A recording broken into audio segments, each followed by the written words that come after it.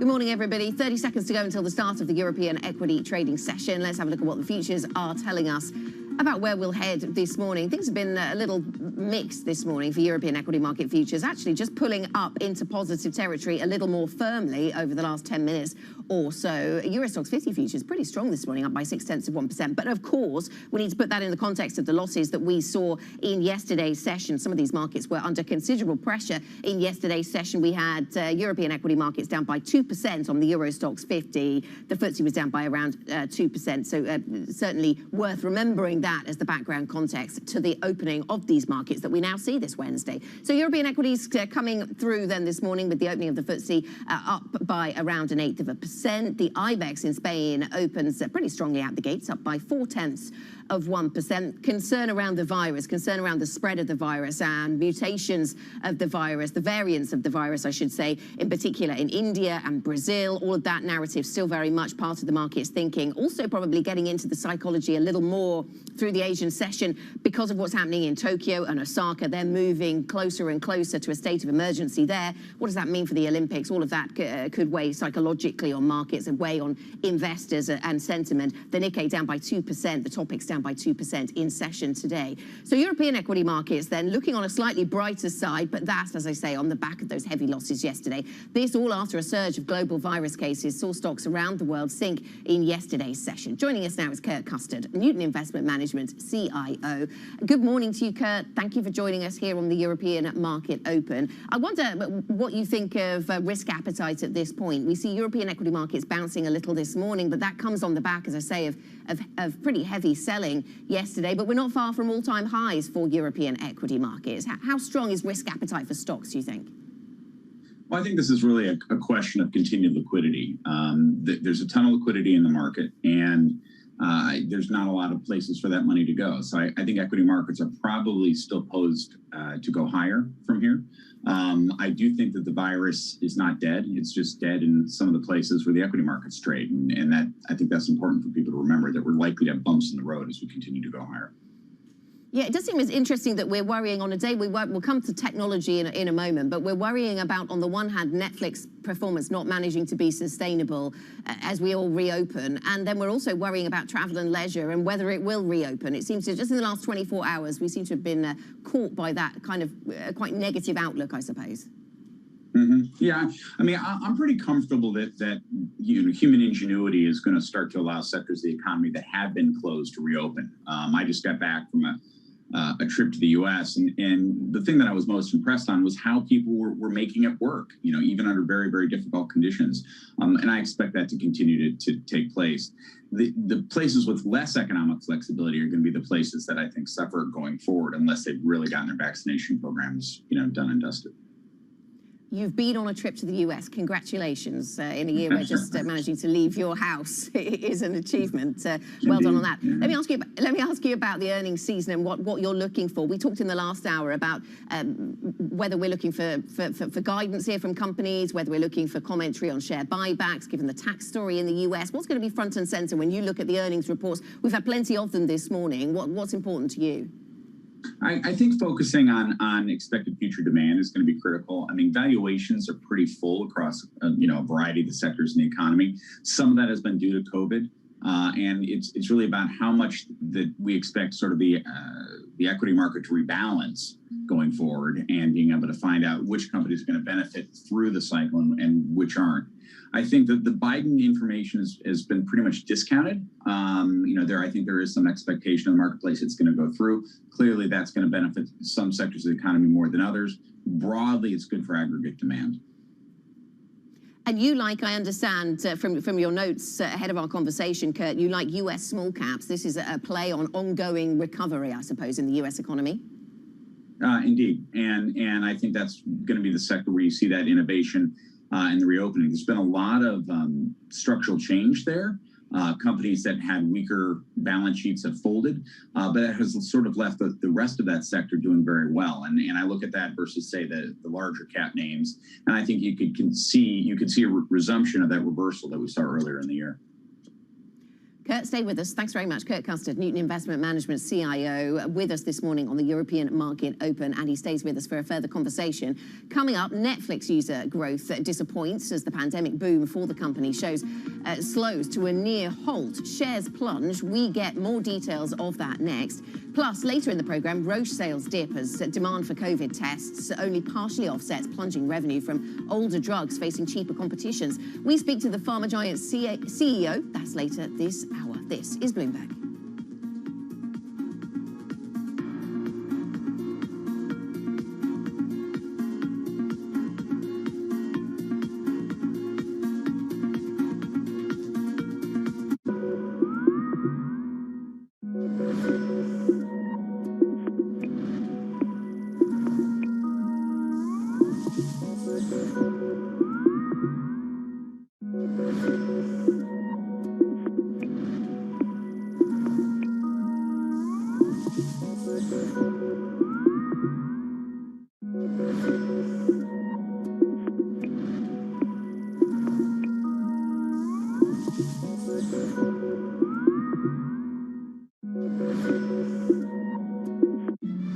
Model minority myth wasn't something that was fabricated by the Asian Americans. It was created as a tool to alienate the Black and the Asian American communities, and it was incredibly successful. We know the racism didn't begin yesterday. We know it's probably not going to end tomorrow, but it is our job to make sure that there's progress and we keep people safe, give people dignity. I spent a lot of time last year to just listen, to understand, to reflect and understand what I could do as a leader of this organization. For many years, we've been very shareholder focused, and now there really is much more of a community requirement. The economic downturn in the US, we're seeing unemployment and income losses affecting women more than men. 2/3 of the jobs lost in South Africa were women's jobs. So I think we're in a moment of crisis. Clearly, our societies are reproducing, not producing inequality. We need better public policy, and we need companies to step up.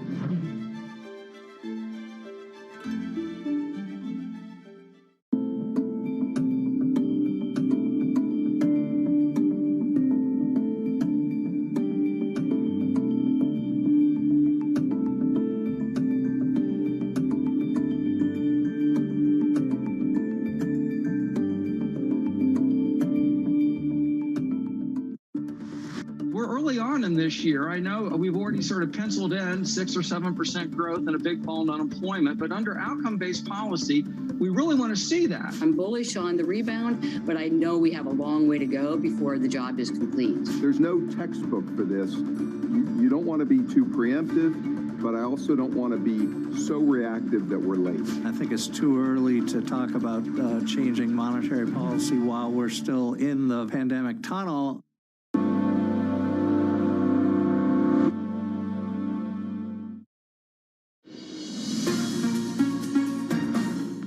Welcome back to the European Market Open. 7 minutes into a European trading session that's actually perhaps a little brighter than anticipated. Movements to the upside coming through for European stocks. Stocks Europe 600 up by 0.6%. And actually some of the earnings stories that we've been through this morning, some of them at least, many of them, perhaps I'd venture to say, resulting in some positive momentum in those share prices. At least a few of them I can see on my screen. So let's take a look at some of the individual movers this morning. For that, here's Bloomberg's Danny Berger. Danny. And it's definitely tech, and more specifically the chip sector with earnings that is really helping to lift the indices today. ASML reporting a 30% rise. That's what their forecast for 2021 sales. Previously, they had just seen a double-digit increase. So finally putting some numbers to that, thanks to the chip shortage, is really helping price movement out. It's one of the biggest gainers on the stock 600. Zalando also rising in today's trading, reporting a first quarter numbers that beat analyst estimates. People are still shopping online. More stores are also using their platform to market their various products. So just really cementing that transition to online shopping versus brick and mortar. Finally, Just Eat Takeaway, one of the biggest losers in the stock 600, facing more competition. Uber announcing that they're going to launch Uber Eats in Germany. So Just Eat falling in light of that news. Now, when it comes to the macro picture, we are looking at some slight gains from the yen. You'd have to imagine that this could even accelerate if Tokyo does go into a state of emergency, which we hear they might. We're also looking at NASDAQ futures dipping. You have to also imagine that a lot of this is due to Netflix, a surprise miss, which, Anna, I know you're going to talk about shortly. And finally, just another day of down in Bitcoin, down about 2.6%. JP Morgan today warning that the technicals are starting to look weak. If momentum continues to accelerate to the downside, it might be very difficult for Bitcoin to get back to $60,000, Anna. Annie, thanks very much. Thanks for the roundup. Annie Berger with the latest on earnings and some of the other movers this morning. She was mentioning there the Netflix story, so let's get to that. Our top earnings story this morning, Netflix credited the pandemic with delivering record growth in 2020, of course. Now, it's blaming the pandemic for the worst first quarter in 8 years. The streaming giant added far fewer customers than Wall Street had expected in the first 3 months of 2021 and said the current quarter will be even more challenging. Joining us is Bloomberg Intelligence analyst Matt Bloxham. Good morning to you, Matt, then. So what is behind the slowdown in customer growth? My colleague Hillary put together a chart that shows the level of lockdown stringency we see in the US, and we've seen that coming down, of course, in 2021 as the economy has opened up a little bit. And that's really it seems to be moving in tandem with the Netflix share price. Clearly, we had all expected that they would run into a bit of a headwind as the US economy started to open. Yeah, that's right. I mean, and you know what we're seeing here is, I guess, a couple of different effects from the pandemic. You know, they also had an incredibly strong 2020, adding almost 37 million customers against a kind of a trend rate of kind of maybe 25 to 30. So I think a lot of customers that were planning Netflix already got it, but that was already baked in to some degree into the forecast they'd given for Q1, which was about 6 million net adds, and they only came in at 4. And Europe was actually the biggest part of the miss. And I think the other side of the coin, which is hitting them a bit in Q1 and will do in Q2, is the slower content slate. I mean, I've definitely noticed in Q1 that there wasn't so much new content on Netflix, and that's what really pulls new customers in, is all those adverts you see on TV, on the subway, and all those kind of areas that are pulling you in with these new shows, new films that you want to watch on the platform. So I think until they can get that content production ramping back up again, and it has been significantly impacted by COVID, that they're going to be suffering in terms of luring new customers in. Yeah, I remember reading an opinion piece on Bloomberg recently suggesting, it's not good for these streaming companies if we all sit at home and watch everything, because there's nothing left to watch, and it is the new content, as you say, that brings people in. I haven't watched everything. I should just point that out. What about the forecast for subscribers going forward then, Matt? How does the forecast of 1 million new subscribers for the second quarter compare to expectations? Yeah, it's quite a long way below. I mean, people were, if you look at the Bloomberg consensus on our MODL function, then, the analysts are looking for about 3.6 million. So it's a long way below, and it's a similar kind of story that basically the weakness in Europe and Latin America is probably hitting the most. I think when you look at the full year, analysts are currently expecting about 26 million net adds. So, if they do about 5 million in the first half, that's a big catch up to do in the second half of the year. And I guess when you think about the gradual easing of lockdowns, people kind of getting some freedom, maybe that might be a bit challenging for them, even with a huge lineup of content in the second half of the year. Matt, thank you very much. Thanks for joining us with the Netflix story. Bloomberg Intelligence analyst Matt Bloxham. We'll be back to that in just a moment. I just want to tell you what's going on in the world of football. Juventus shares falling 11%. They had struggled to open up this morning, or open at all this morning, but now we have 13 minutes into the trading day. We have a headline that says that Juventus shares fall 11% as the European Super League nears collapse. We understand overnight it's been put on pause after a number of the English clubs that were said to be involved, or that were involved, have decided to pull out. Such was the backlash against those plans. Let's get back to the reopening trades and the effect that this is having on the likes of Netflix. Kurt Custard, Newton Investment Management CIO, is still with us. And Kurt, Netflix, as we mentioned briefly in the past chat, our past conversation, it's a classic example of the sort of pull forward effect that we've seen. Is that going to be something that is an issue for many in the tech space, that they're not going to stop being relevant, but so much of the demand they would have seen in 2021 was sort of pulled forward into 2020? I think there's a little bit of the case there. Yeah, I mean, as economies begin to reopen, people are going to sort of have a rebound effect back to social stuff. You think about Netflix, it's predominantly something you're doing in your house. And as the days get longer and the weather improves in the Northern Hemisphere, people are going to go spend some time outside. and that means there's going to be less hours behind screens. That said, I think that all the streaming services have made huge inroads into our daily lives, and going forward, we're not going to go to an environment where streaming is somehow relegated to the second order effect vis-a-vis terrestrial TV or whatever. I think that those days are gone, and streaming is going to be here to stay for the foreseeable future. So streaming is here to stay, even if we're all able to travel, Kurt. What kind of demand do you think we're going to see for travel and leisure? How much exposure do you want to take to a sector such as that? I mean, we saw some of the names in travel and leisure in London, for example, down by more than 6% in yesterday's session. Are these opportunities to get involved in that sector? Well, I think there's going to be a huge push. What I'm looking at is middle seat occupancies and on airlines domestically in the U.S., which seem to be getting filled up right away, and then also forward-dated airplane ticket prices, and those are good indicators of what I think is pretty immense pent-up demand. That said, the COVID situation, as I touched on earlier, hasn't gone away, and I would expect that you're going to have to be very clever about where you book and be sort of forward-looking in terms of vaccination programs to see how open various countries are. Let me ask you about some of the macro movers then, Kurt. The dollar, you expect the dollar to remain muted. What's going to be keeping the dollar fairly range-bound, if that's what you're suggesting? Well, it's a trade-off. Obviously, the U.S. economy is opening up, and I would expect stronger growth, especially with if Biden gets any of his plans through. That said, there's abundant liquidity. So, like it has been for 2 decades, all eyes are on the Fed, right? And if the Fed maintains sort of interest rates where they're at now, and we have excessive liquidity in the system, I would expect the dollar to be fairly range-bound going forward. And of course, that has implications for emerging markets. The emerging markets caught in the very much in the headlights of the virus pandemic at this point then, Kurt. That's one of the ways that the emerging markets are suffering. I know it's not an index you favor. There's a lot of divergence within the index. But where do you stand on emerging market assets right now?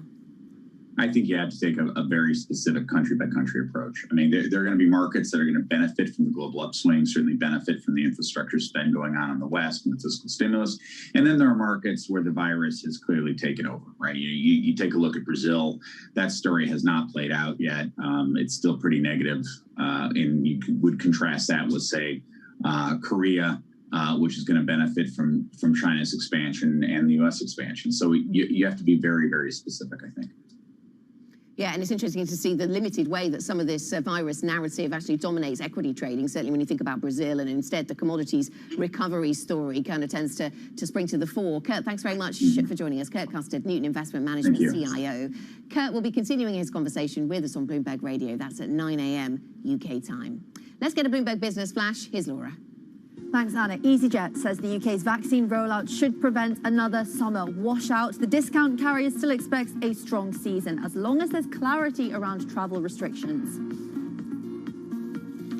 I think now with the vaccination, starting to roll out successfully, you're going to see that we're going to move into more of a recovery phase. But what we don't know yet, and what consumers don't know either, is that what type of framework will be in place and what type of restrictions will be in place, and what will those restrictions mean in terms of complexities and cost for the consumer. HSBC moving some executives to Asia is leading to tension at the bank. Sources tell us bosses in China are worried about blurred reporting lines and the status of the local leadership. Regional Chief Peter Wong has enjoyed a high degree of autonomy, and he's said to be unhappy about the cost of the relocations. That's the Bloomberg Business Flash. Anna. Laura, thank you. Laura Wright here in London. Coming up on the programme, Europe's rebel soccer league is left in pieces after half of its founding teams pull out. We've already told you about the Juventus share price, certainly under pressure this morning, struggled to open, then opened down by 11%. We'll get the latest on the fallout from the attempted creation of this European Super League. There's the Juventus share price down by 8% right now. This is Bloomberg.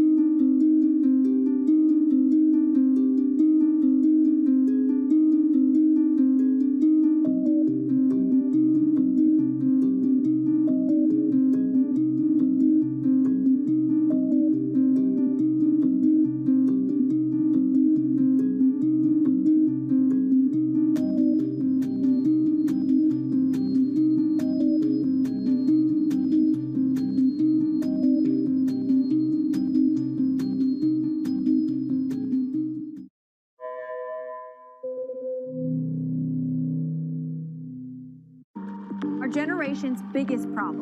Climate change is happening. And the world's most innovative solutions. Transport, industry, buildings, electricity, all of those things. Everything you need to know about our changing environment, the politics of global warming. We can and we will deal with climate change. In the fight against climate change, Bloomberg Green has you covered.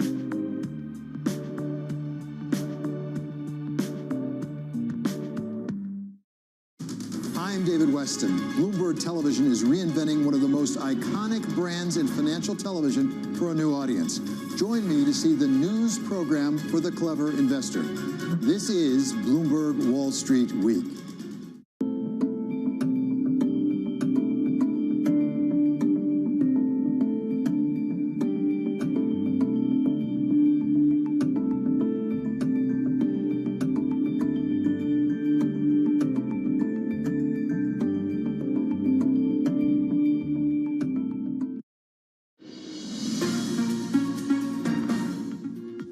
Welcome back to the European Market Open. 21 minutes into our European equity trading session, and this is the picture for European equity markets. A little bit brighter than perhaps futures had suggested. We've got European equity markets then up by 0.6%, the FTSE 100 and the CAC 40 doing well. The earnings stories have come thick and fast this morning, and that is part of what we're seeing reflected in these strong share prices this morning. There's a couple of them there at least. ASML and Heineken both in response to corporate updates. So ASML, some very strong results coming through, according to one of the analysts this morning. The shares surging as a result of a beat in terms of the Q1 numbers. The outlook for 2021 sales growth also pleasing markets as well. We all know about the chip shortage, and this is a business that supplies the equipment that makes those chips. Heineken up by 3.9%, confirmation that perhaps we all, well, many people drank a little bit more than some had anticipated in the first quarter of this year. That stock up by 3.8%. And Just Eat Takeaway down. This is a different story, though, down by nearly 5%.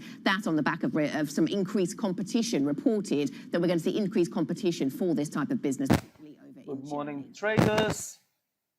If you're looking to start trading today, right now, I'm going to place an order to buy Swiss francs.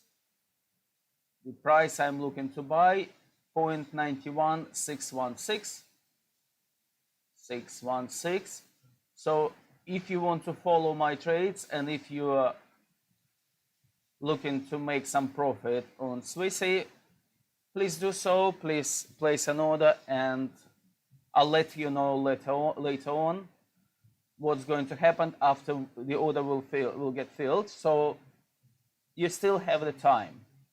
Okay, I'll speak to you later. Hope you had a good evening, and we did yesterday quite good, quite well. So for newbies, for new people who's just got introduced to our channel, please check our previous live trading sessions. And for people who want to find out how we trade, we've got strategy. You can go to company.co.uk and you can get the strategy. For the people, if you want to follow our trades to make some little bit of profit, you're welcome to follow the trades. It's free, no obligation at all. We do not advise on anything. We just trade. We trade real money, real life, and you just follow our trades. I will guide you. I will lead you through every trade we make over SG Trader platform. I'll speak to you later, guys. Stay safe. Question, of course, still at this hour is whether or not the project is completely over. At this point, it does look like it's doomed to fail. Yes, and if one of the clues that this is over is that some of the people who are trying to put this together are leaving their posts, then it's interesting that Ed Woodward is quitting Man United, somebody brought in by the Glazers, of course, to run that football club, run that business. What does this tell us about the role of billionaires as owners of football clubs and what they're trying to achieve? Maria, is this going to prompt a broader discussion about that? Well, Anna, you could argue to some extent it's already happening. You know, we had that backlash yesterday from fans who said we need to reclaim football and make it more about the teams, the sports, the tradition, the history, and billionaire owners and a lot of the foreign money, perhaps they don't get that. They look at this as a financial instrument, but they don't actually fully get the ethos and the legacy of this. Of course, it's interesting to mention that departure from Mr. Woodward, because Manchester United was seen as one of the key teams leading the project of the Super League alongside Real Madrid and Agnelli of Juventus in Italy. So again, you know, it's a broader conversation to some extent that may be happening going forward. But I would stress, you know, a lot of this was about the money, and UEFA itself has come under criticism from not being transparent, from not being accountable. And again, football is a huge business. It's not about charity. We can talk about the billionaires, but again, the whole federation, you could argue, is going to have to answer questions after this. Absolutely. We'll see what UEFA has to say now. But Maria, thanks very much. Bloomberg's Maria Tadeo joining us with the latest on the football story and the seeming collapse of those attempts to create that European Super League. Coming up on the programme, and back to the earnings story, Roche first quarter sales dip as the company's older cancer drugs face cheaper competition. Those biosimilars, a threat to the business. We will speak to the pharma giant CEO. That conversation is coming up next. This is Bloomberg.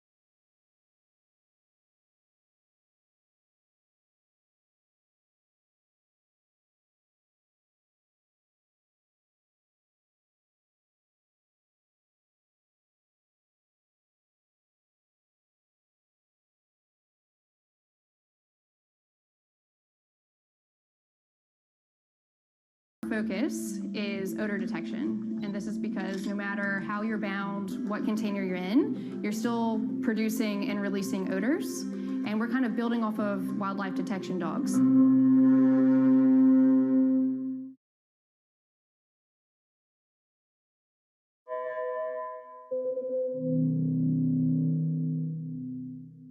Valuations, particularly, you know, sort of the technology landscape, have gotten to some pretty extraordinary levels. So I think it's not a surprise. I don't think it's any indication of the beginning of the end, but I do think markets don't like uncertainty.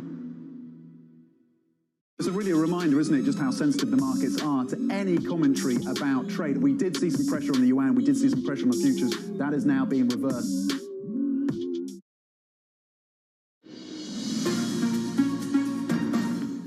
Welcome back to the European Market Open. Half an hour into the European trading session, European equity markets making some decent gains to the upside, in fact, motivated a little by some of the earnings stories that we've heard this morning. So Stocks Europe at 600 up by around 0.5%, echoed, as you see there, in London and in Paris. Let's get a sector breakdown of what we have for you across these European equity markets. Yesterday, the travel and leisure sector was really beaten up as a result of ongoing concerns around the pandemic. That's kind of in the mix this morning, travel and leisure somewhere mid-table, as you can see. To the upside, though, we have technology stocks doing pretty well. That is interesting in the context of Netflix. It is a different type of technology stock that we have listed here in London, though, so we need to remember that, of course, perhaps a little less customer-facing. Technology doing well today. Here in Europe, real estate to the downside, industrial goods and services and chemicals also a little bit weaker today. Let's get a Bloomberg First Word News update. Here's Laura Wright. Thanks, Anna. Former Minneapolis police officer Derek Chauvin has been found guilty of the murder of George Floyd. A jury convicted him of that charge and two lesser ones. It deliberated for less than 11 hours over the killing that sparked nationwide protests over racial inequality in the US. Chauvin will be sentenced in 8 weeks. UK Prime Minister Boris Johnson says Britain must be ready for another wave of the coronavirus later this year. He's insisting the country is still on track to end restrictions by June 21st, but is warning we cannot delude ourselves that COVID has gone away.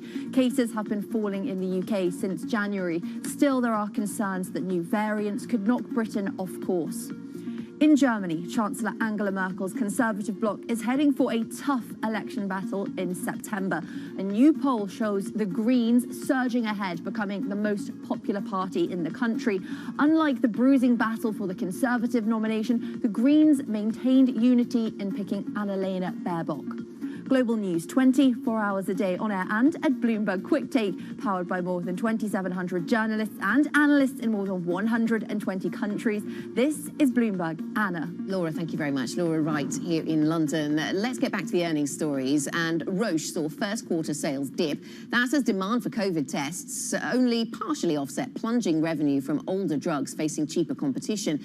The pharma giant previously warned that the first half of 2021 will be tough, but that things will improve later in the year as the COVID vaccination drive continues. Joining us now is the CEO of Roche, Severin Schwan. Severin, very good to speak to you once again here on the European Market Open. Let me ask you firstly about the competitive threat you face from biosimilars. Clearly, that's a feature of what you've reported. You've said the first quarter was probably the high watermark in terms of that competition from biosimilars. Just how much do you expect to fight back then in the second quarter and the second half? Right. So overall, results are very much on track. And as you have seen this morning, we have confirmed our outlook for the full year. And this is also very much true for the biosimilars. So as far as biosimilars are concerned, we had an impact of about 1.6 billion for the first quarter. And we expect roughly an impact of 4.6 billion for the full year. So from this, you can immediately see that we had an overproportional impact in the first quarter, and that will going to be of a lesser impact for the remainder of this year. Okay, so that's around the pharma side of things. Sticking with the pharma theme, the pandemic has affected the uptake of some new pharmaceutical products. I wonder if that impacts on people's willingness to go visit their doctor, to get the drugs that they should be prescribed, whether that effect has lasted longer in your numbers than you'd anticipated. What we have seen actually is, interestingly, on the diagnostic side, we already see a normalization. So we see a recovery of our routine business. And often in our industry, diagnostic is an early indicator because first, you get diagnosed and then you get treated. So what we expect is for the upcoming quarters also a normalization of treatment rates. We were still negatively impacted by the pandemic in the first quarter on the pharma side, but we did see a recovery on the diagnostic side, and that should very much be also a signal for our earlier prediction that we will recover over the year as vaccinations are rolled out across more countries. You referenced diagnostics there, and that's clearly a part of the business that's been doing well, offsetting some of the weakness elsewhere. The market had high expectations for diagnostics, of course, considering the virus and where we are with that. As you see certain economies start to reopen, Severin, or you anticipate that they will, what is your expectation for how diagnostics can do? There will be ongoing testing, of course, but what will the pattern of that look like, do you think? Well, there's no doubt, and let's hope for that there will be less need for COVID-19 testing.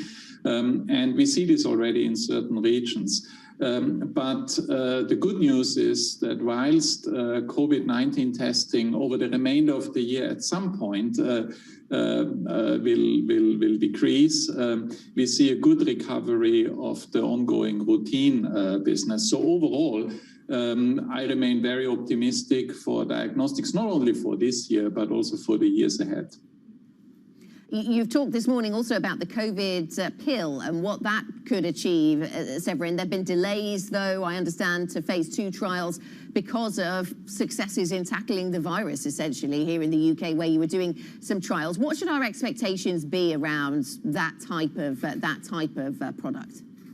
This is correct. Our phase 2 trials in the UK have been delayed because it has become more difficult to recruit COVID-19 patients. But we went ahead with the planning for the confirmatory trials, the phase 3 trials. So we expect results still by the end of this year. Can you tell me anything about Regeneron, the antibody treatment that you produce that's being used against COVID? You told us last time that with biologics, there is a production that's capped and that you were working really hard to try and boost that. Has that been successful, those efforts to boost that? What kind of production levels are you working to now?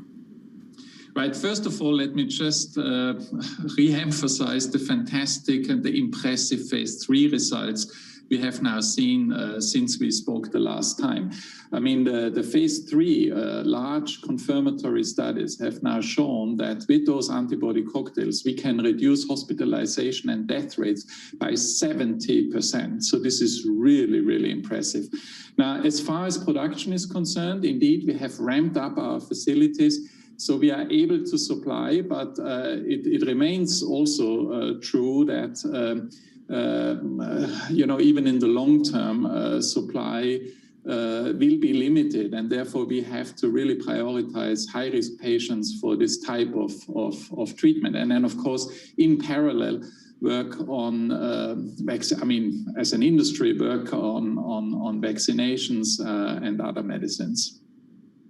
How confident are you, Severin, about the ability of your antibody treatments and also your diagnostics tools to still be as effective as you describe with new variants? And given that, new variants, we know less about them, I suppose maybe you're less confident, but give us some context around that. There's no doubt that this type of virus will mutate over time, so we will see new variants. And as a result of it, we constantly have to adapt our tests on the one hand and our medicines on the other hand. And that's also true for vaccines, actually.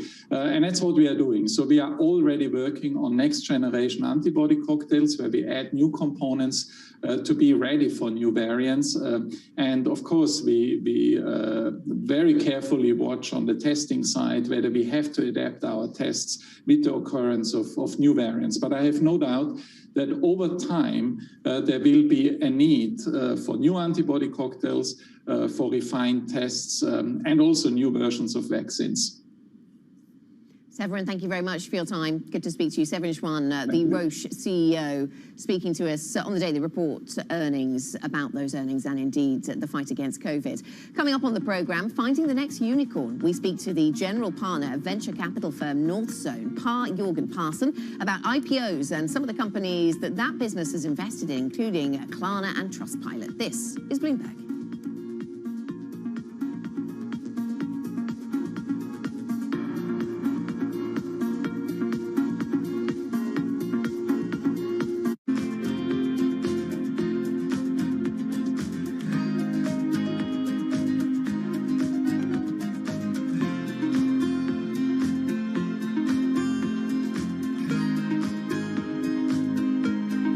as you can see, I got to cancel the order to buy Swiss franc because it moved to another direction. Let's wait, let's see what's going to happen next. We'll have to cancel right now because it just simply didn't fill. Please do so, please cancel your order and wait for new trades that might appear on from our strategy, and I will let you know when you'll have to place order to buy or sell Forex securities. Okay, peace. I'll speak to you later, guys.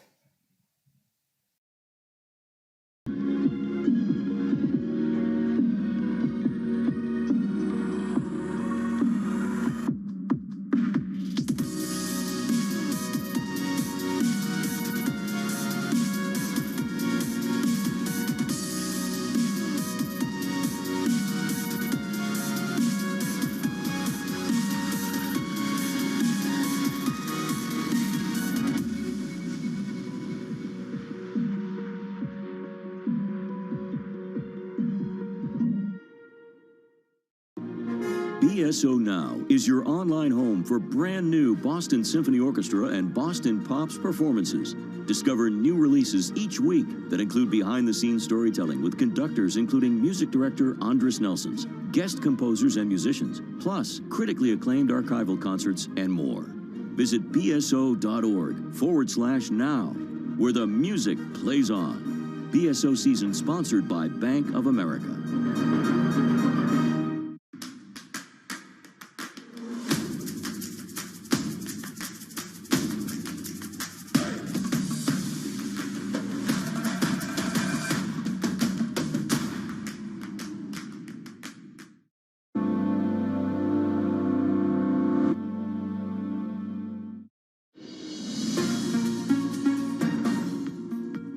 We, the jury, in the above entitled matter as to count 1, unintentional second-degree murder while committing a felony, find the defendant guilty.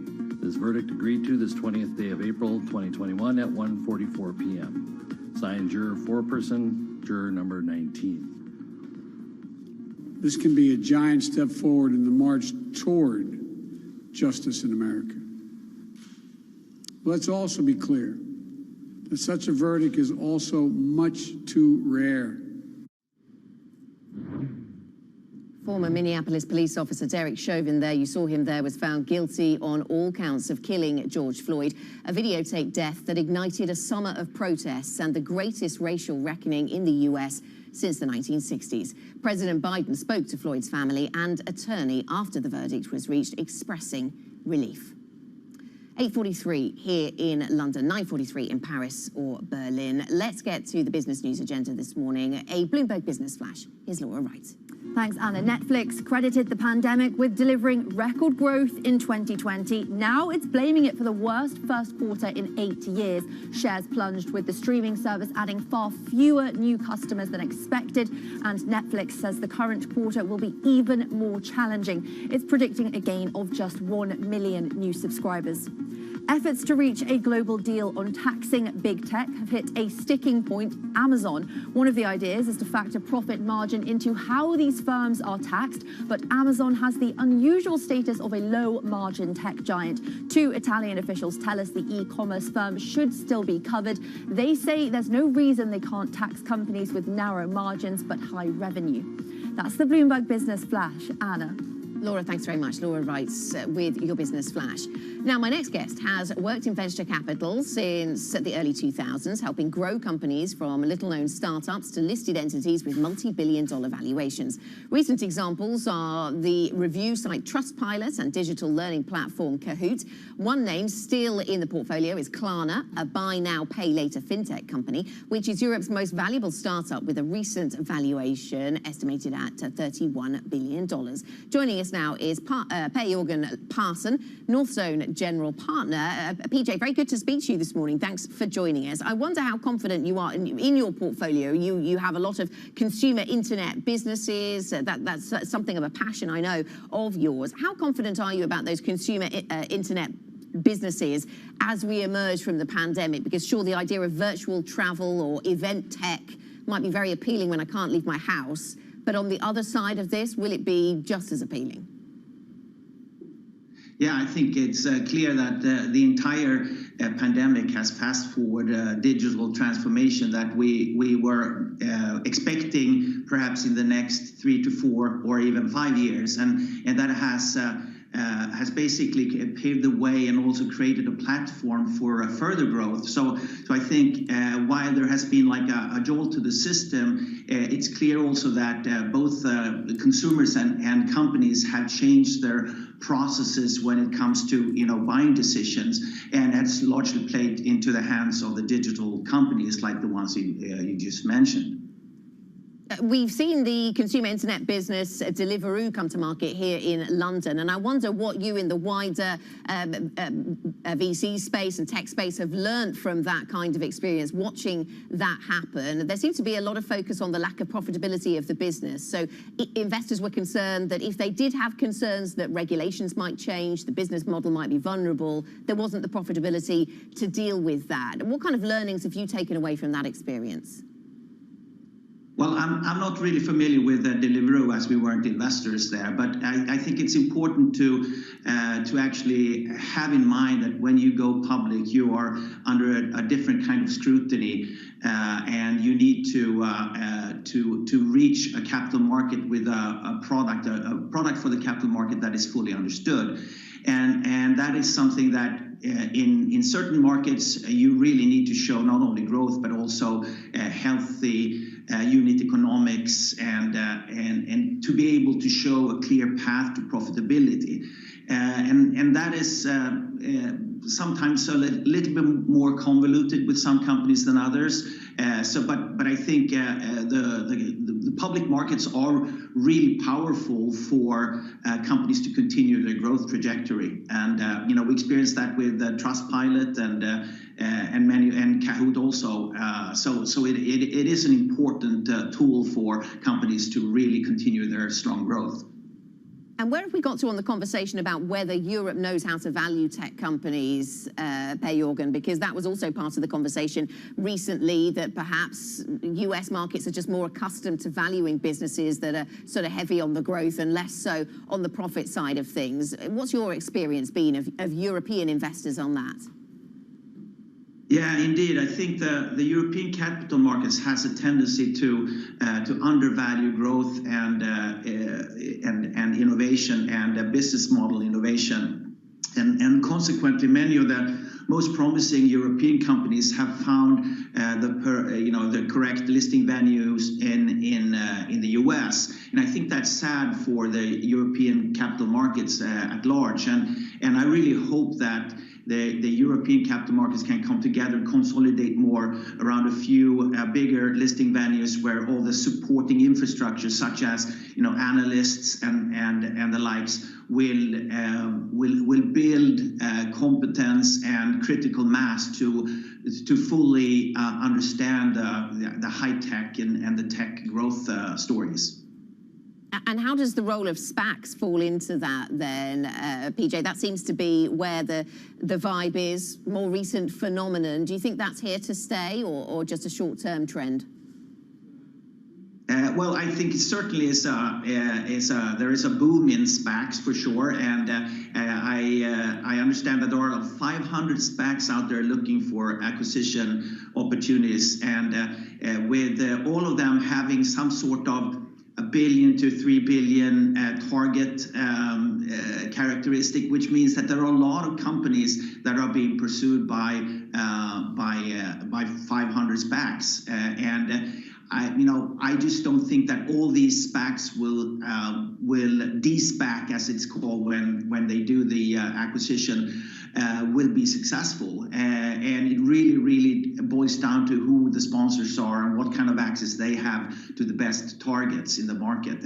But I think for the long haul, it's a phenomenon that's here to stay, but it may not be at the scale that we're seeing currently.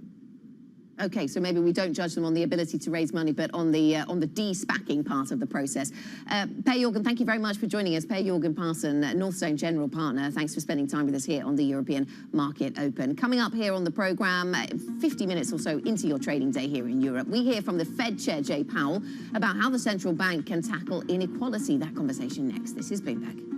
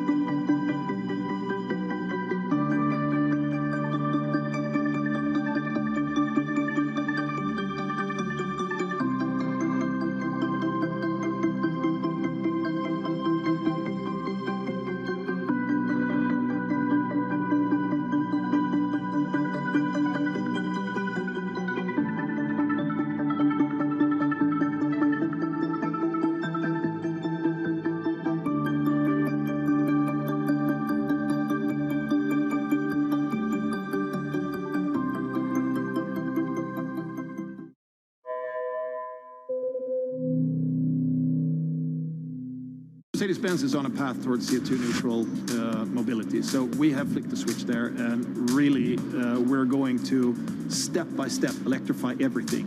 And what does that mean? Combustion engines get electrified. Every Friday with 30 minutes dedicated to fixed income, I'm Jonathan Ferro. This is Bloomberg Real Yield.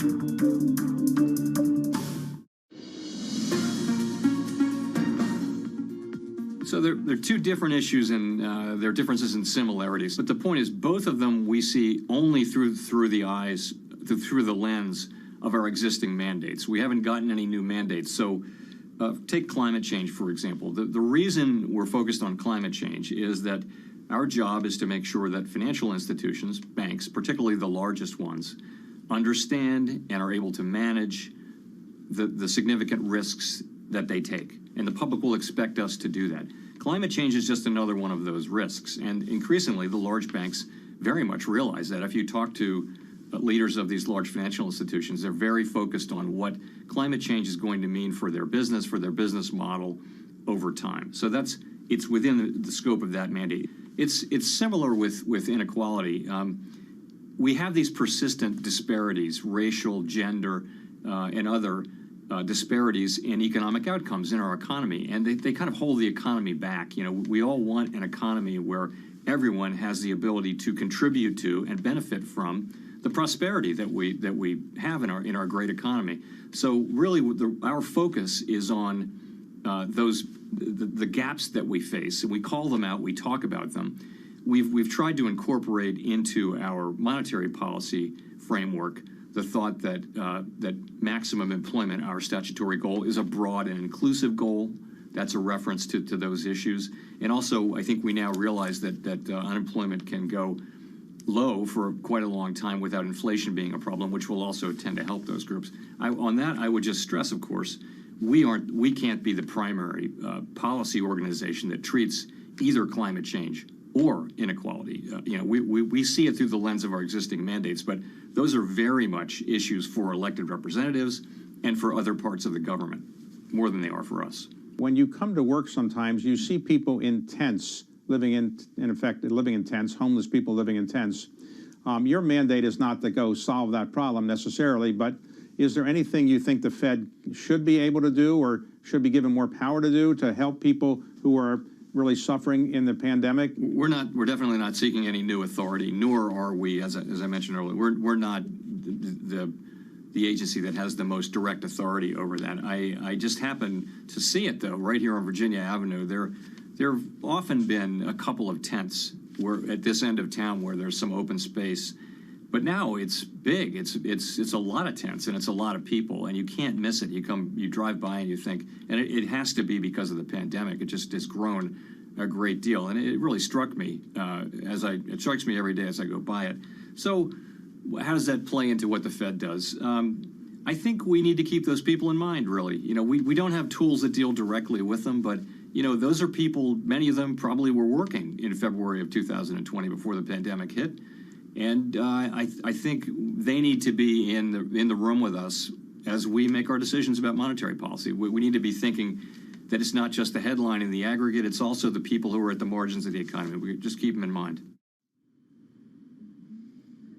Fed Chair Jay Powell speaking to David Rubenstein, and you can hear more from that conversation tomorrow at 7 p.m. London time on the David Rubenstein Show peer-to-peer conversations, or if you're really keen, you can watch it tonight at 9 p.m. New York time. That is 2 a.m. in London. I suppose it depends where in the world you are, and you'll pick your time accordingly. Quick look at some of the movers then. We've talked a lot about earnings this morning, and certainly that is very much a factor of what we're seeing on European equity markets today. ASML, heavyweight stock, that is lifting the tech sector more broadly, as we hear from that chip equipment manufacturer about their strengths right now. Heineken, their numbers are going down pretty well with investors. Jefferies describing those as encouraging. Kering, also some numbers coming through from part of that business. That is it for the European market open. A beautiful day in train here in London. This is Bloomberg.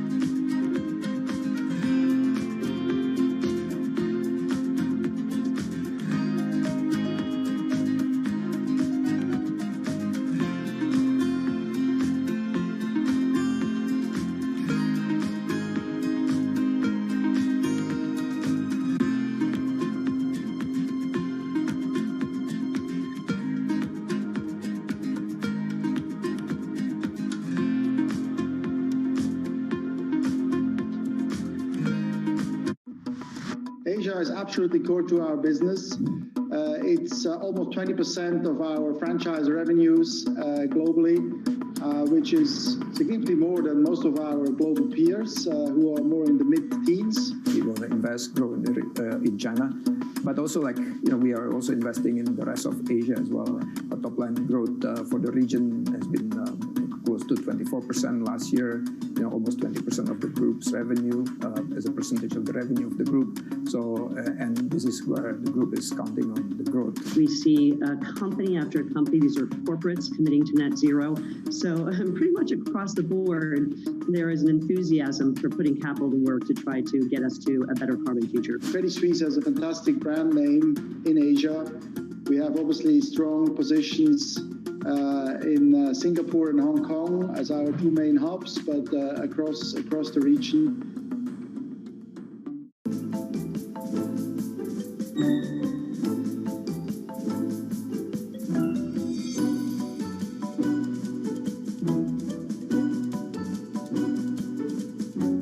Is there anything you think the Fed should be able to do to help people who are really suffering in the pandemic? I think they need to be in the room with us as we make our decisions about monetary policy.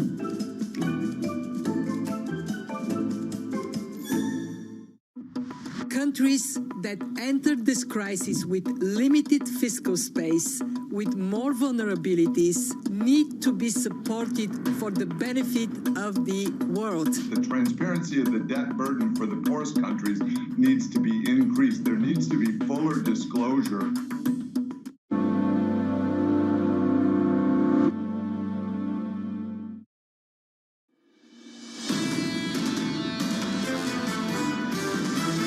We, the jury, in the above entitled matter as to count 1, unintentional second-degree murder while committing a felony, find the defendant guilty.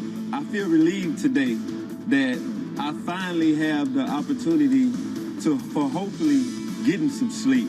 I would not call today's verdict justice, however, because justice implies true restoration.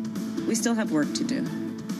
We still must reform the system. No one should be above the law. And today's verdict sends that message. But it's not enough. This is Bloomberg Surveillance, Early Edition, with Francine Lacqua. Well, good morning, everyone, and welcome to Bloomberg Surveillance, the Early Edition on Wednesday, 21st of April. I'm Francine Lacqua here in London, and here's what's coming up on today's program.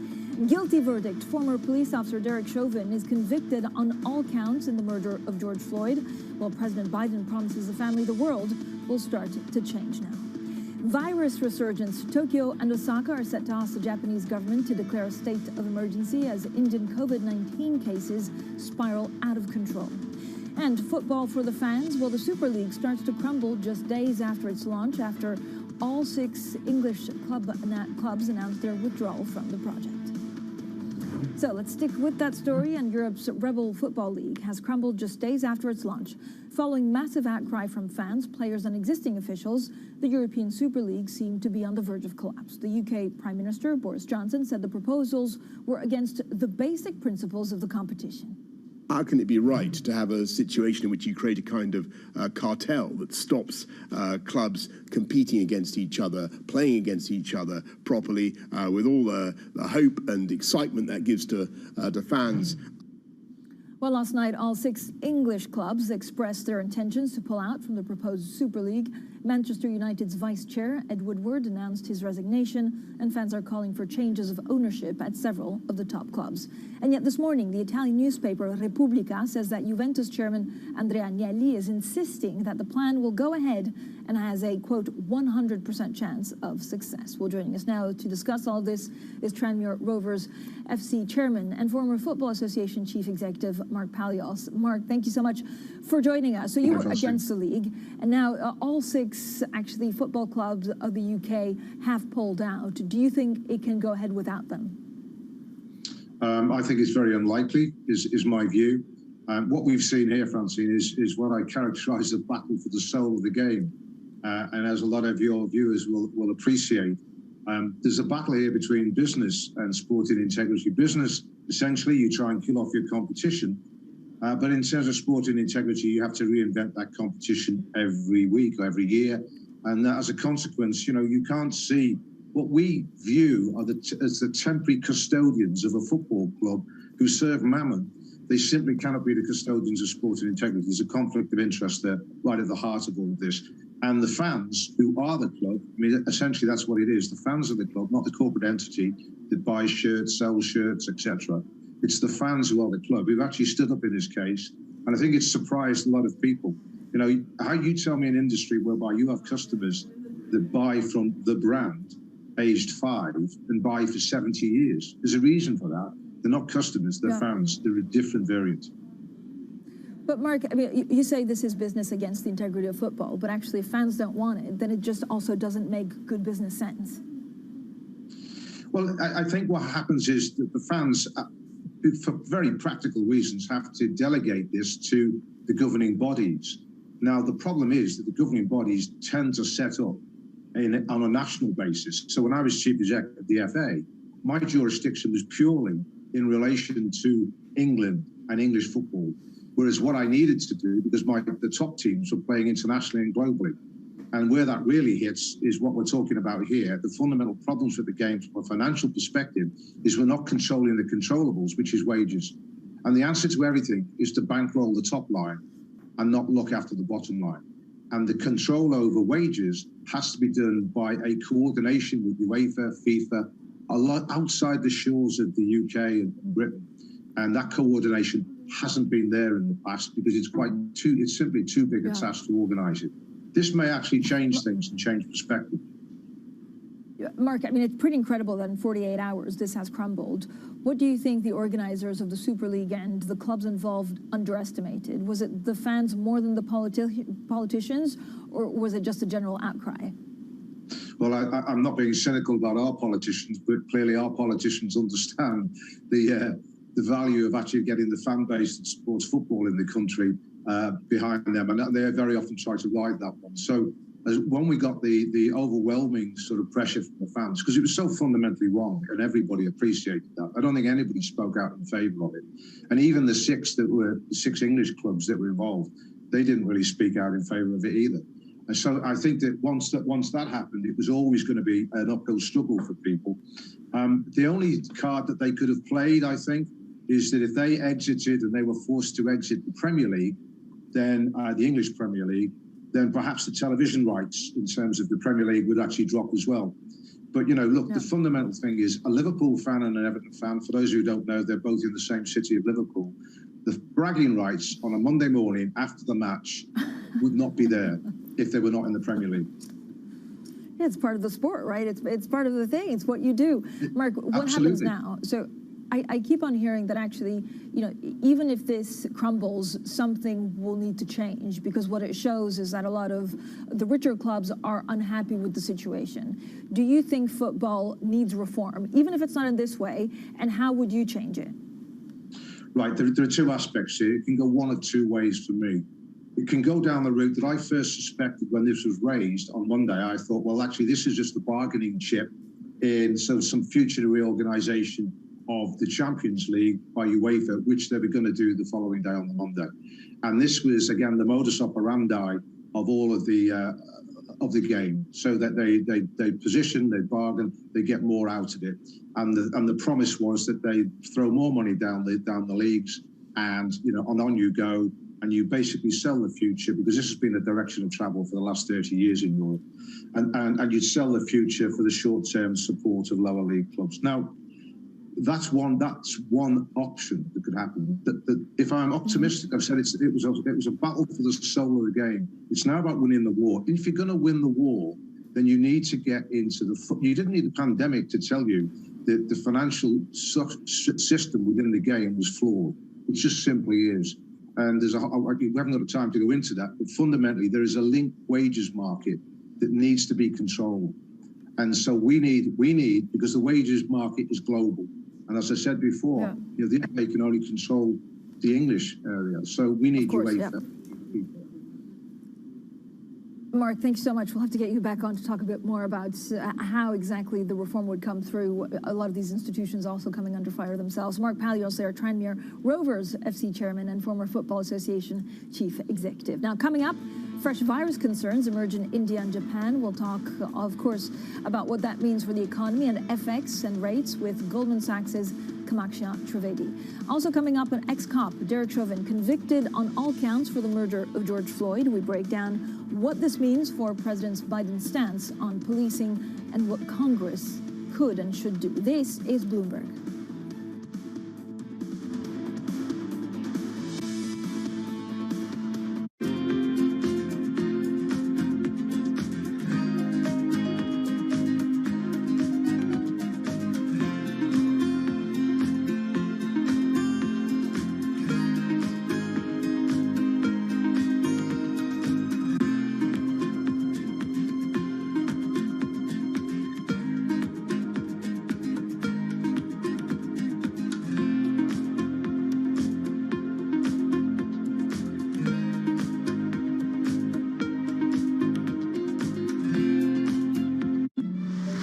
Minority myth wasn't something that was fabricated by the Asian Americans. It was created as a tool to alienate the Black and the Asian American communities, and it was incredibly successful. We know the racism didn't begin yesterday. We know it's probably not going to end tomorrow, but it is our job to make sure that there's progress and we keep people safe, give people dignity. I spent a lot of time last year to just listen, to understand, to reflect and understand what I could do as a leader of this organization. For many years, we've been very shareholder focused, and now there really is much more of a community requirement. The economic downturn in the US, we're seeing unemployment and income losses affecting women more than men. 2/3 of the jobs lost in South Africa were women's jobs. So I think we're in a moment of crisis. Clearly, our societies are reproducing, not reducing inequality. We need better public policy and we need companies to step up.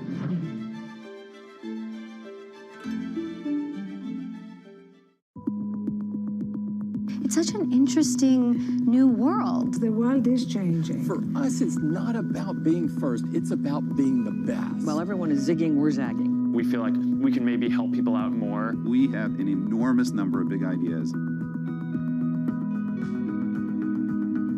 This is really an extraordinary moment, I think, in terms of thinking about cures for genetic disorders.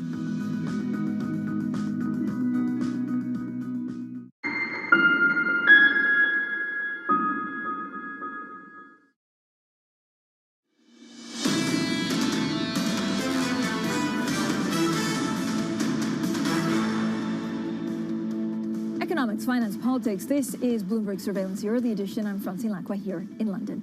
Now let's get straight to our top market stories with Danny Berger. And Danny, virus cases weighing on equities yesterday. What are we actually seeing today? Francine, that definitely carried over to the Asian session. We looked at stocks across the board really falling. A lot of where that pain showed through was in Japan, the Nikkei ending down 2%. There are concerns that there could be a state of national emergency in Japan with rising cases. And of course, there's the story in India as well. The WHO, though, warning that cases are rising globally except for Europe, and perhaps that's giving us the scope to have a different day in Europe. You'll see really green across the region. We have Italy outperforming. We have Germany outperforming as well. So perhaps with, the cases not rising as much, we can focus more on things like earnings, for example, the ECB decision. But I think really yesterday's session in the US and Asia today does show that we are vulnerable to the pandemic, despite the fact that shops are open again in the UK and there are, hopes of a faster vaccine rollout. Danny, how are we seeing some of the corporate earnings play out? I know there was a lot of attention, especially on Netflix. That's kind of disappointed. Definitely. And it's, again, a tale of two markets, but this time between Europe and the U.S. U.S. futures, NASDAQ, dragging down the index because of Netflix. Here in Europe, it's going to be tech that's giving us a boost. So the technology index up nearly 1.5%. That's by far outperforming. And what's leading that higher is ASML. Earnings today is saying that they're going to see growth of 30% for sales in 2021. Why? All about that chip shortage. More demand is what's fueling these. So across the sector, gains that's lifting the overall index, Francine.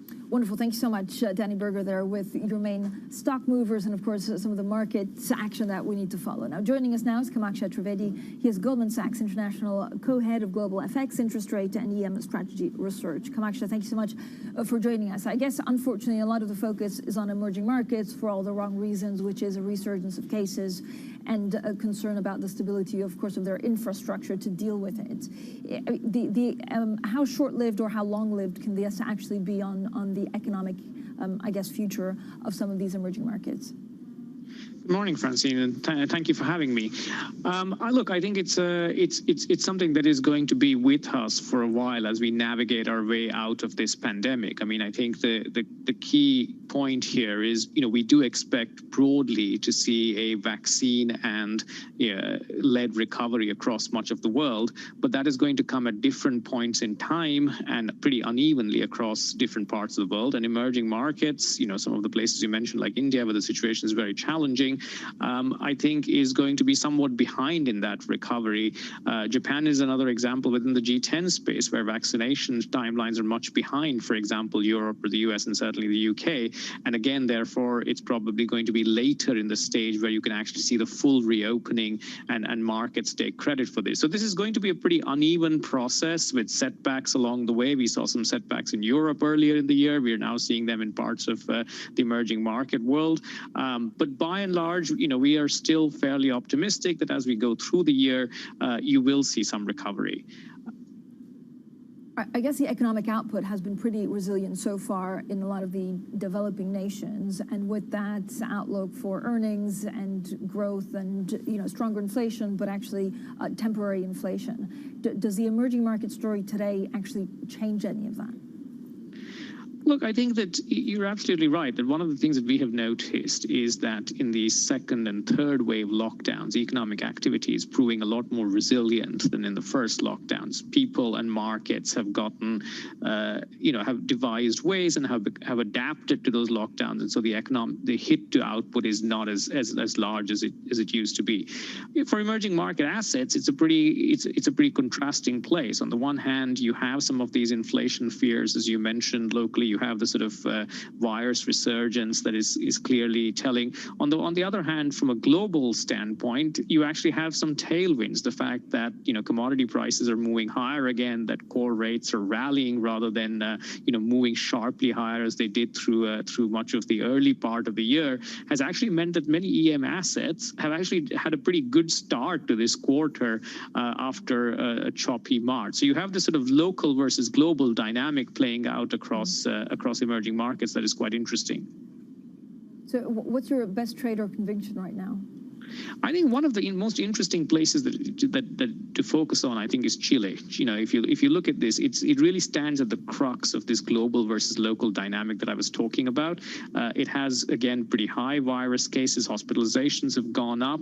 It also, on the other hand, has probably the cleanest exposure to the sustained increase in commodity prices, particularly copper prices that we expect in the back of the infrastructure proposal and the green transformations that are taking place across the global economy. The Chilean peso, is a recommended long for us. We are sort of high conviction around that, and we think it can benefit from this over the next several months. And it really is probably going to be the canary in the copper mine, if you like, for how these global versus local tensions resolve. The fact that you have supportive global factors, but some difficult periods locally. And the interesting thing there as well is that even in Chile, which has had quite a high degree of vaccinations, you're beginning to see the first early signs that in the more elderly vaccinated cohorts, caseloads and hospitalizations are coming down. So there are some encouraging signs there, but it's going to be, a long process, pretty, bumpy process along that way. Kamaksha, thanks so much. Kamaksha Trivedi there of Goldman Sachs stays with us. And of course, after the US, India is the second worst hit country by the pandemic. The nation reports a record 2,000 COVID deaths. But Prime Minister Modi urges the states to avoid lockdowns if possible. Up next, we discuss India's worsening COVID-19 wave as well. We're back with Kamaksha Trivedi. This is Bloomberg.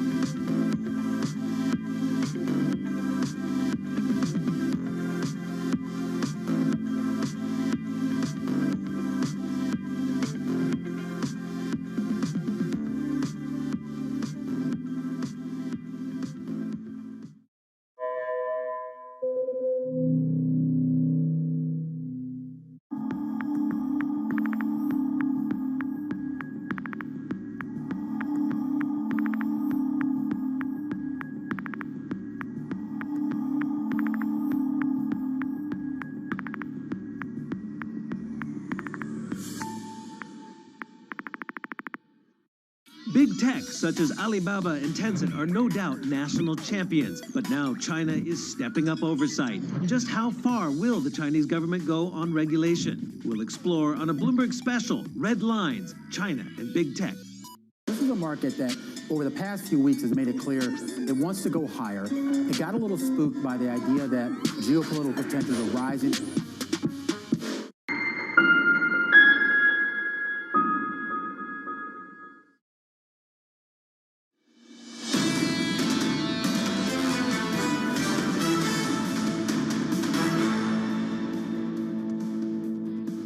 Economics, finance, politics. This is Bloomberg Surveillance, the early edition. I'm Francine Lacquet here in London.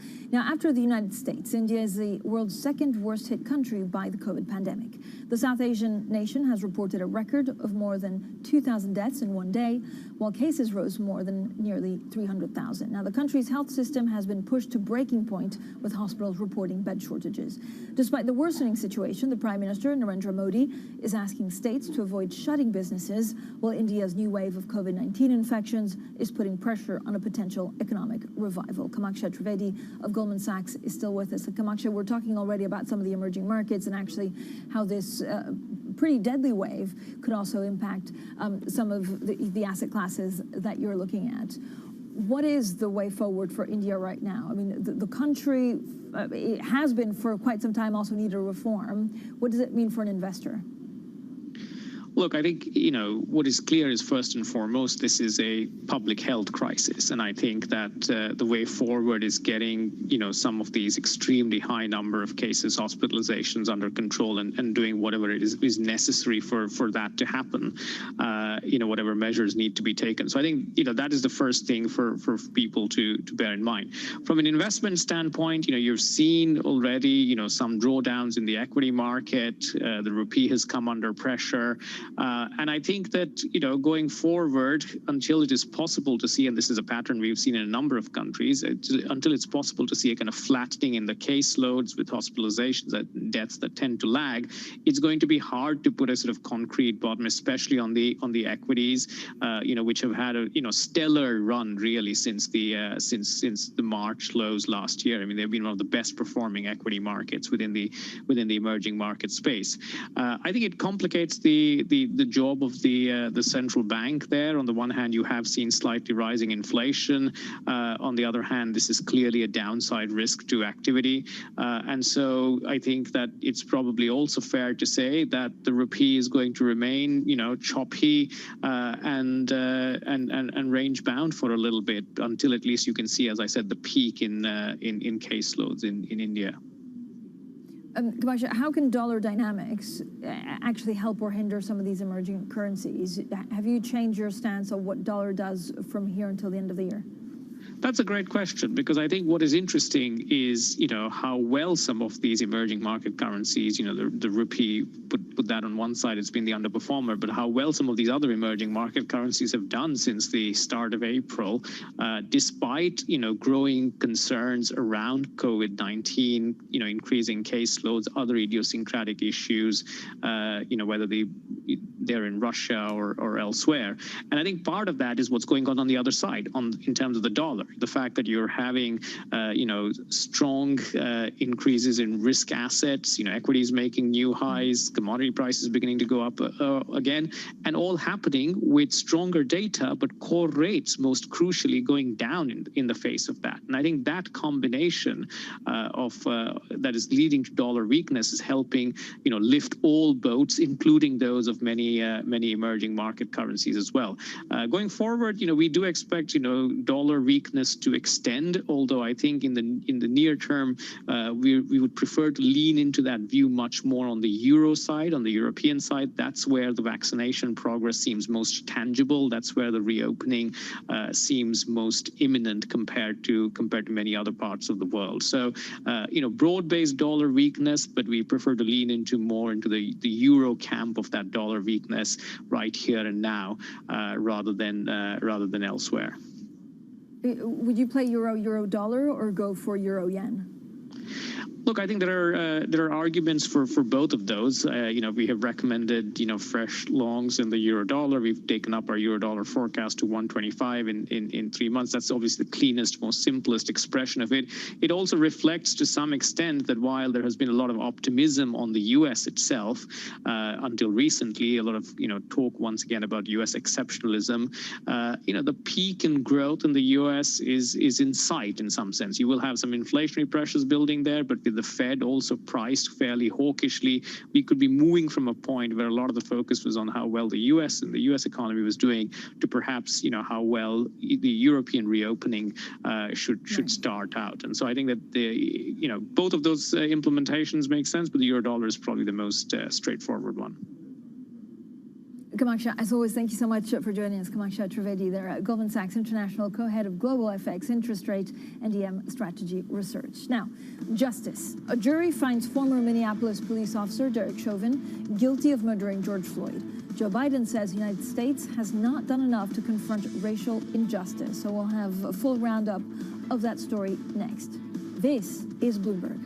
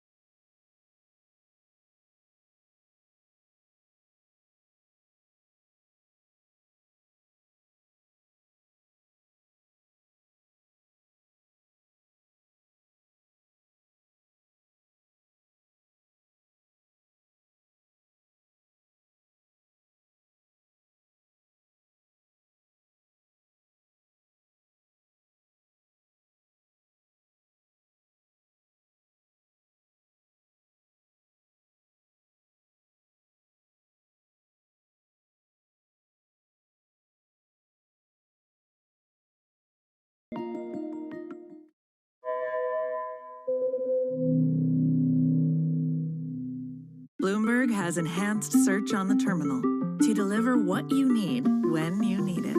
Now, you can simply type phrases in everyday English in the command line. Compare financials. Find people. Analyze markets. You can enter phrases or ask questions. What do you want to know today? Ask a question or visit SearchGo to find answers now. Right now, about half of U.S. households invest. We'd like to get that number up to 95+%. Investing should be as ubiquitous as shopping online. It should just be something that people do.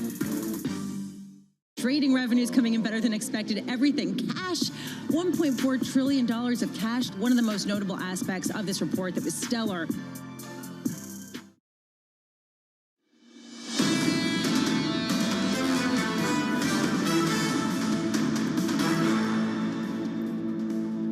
Guilty verdict. Former police officer Derek Chauvin is convicted on all counts in the murder of George Floyd.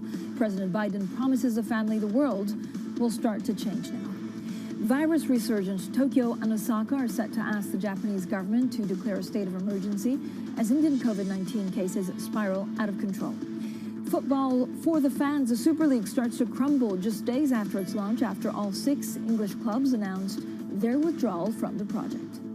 Well, good morning and welcome to Bloomberg Surveillance, the early edition on this Wednesday, 21st of April. I'm Francine Lacqua.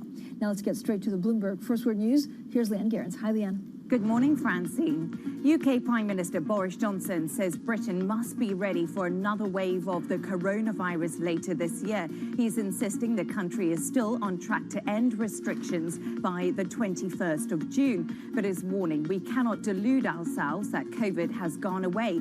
Cases have been falling here in the UK since January. Still, there are concerns that new variants could knock Britain off course.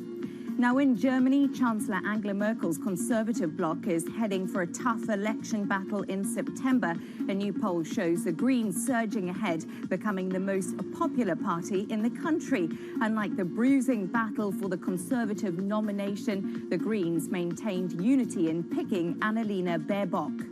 And the White House is set to almost double its commitment to cutting greenhouse gas emissions. Sources tell Bloomberg that President Joe Biden will vow to halve the nation's emissions from 2005 levels. But one source tells us the administration may try to avoid laying down a target number. Biden is hosting a climate summit this Thursday and Friday. Global news 24 hours a day on air and on Bloomberg Quick Take, powered by more than 2,700 journalists and analysts in more than 120 countries. I'm Leanne Gerrans. This is Bloomberg. Francine. Leanne, thanks so much. Now, the Federal Reserve Chair, Jay Powell, says the Fed does not have the tools to directly deal with homelessness, but that homeless Americans need to be in the room with the Fed as they make monetary policy decisions. Take a listen. So there are two different issues, and there are differences and similarities. But the point is, both of them we see only through the lens of our existing mandates. We haven't gotten any new mandates. So take climate change, for example. The reason we're focused on climate change is that our job is to make sure that financial institutions, banks, particularly the largest ones, understand and are able to manage the significant risks that they take. And the public will expect us to do that. Climate change is just another one of those risks. And increasingly, the large banks very much realize that. If you talk to leaders of these large financial institutions, they're very focused on what climate change is going to mean for their business model over time. So it's within the scope of that mandate. It's similar with inequality.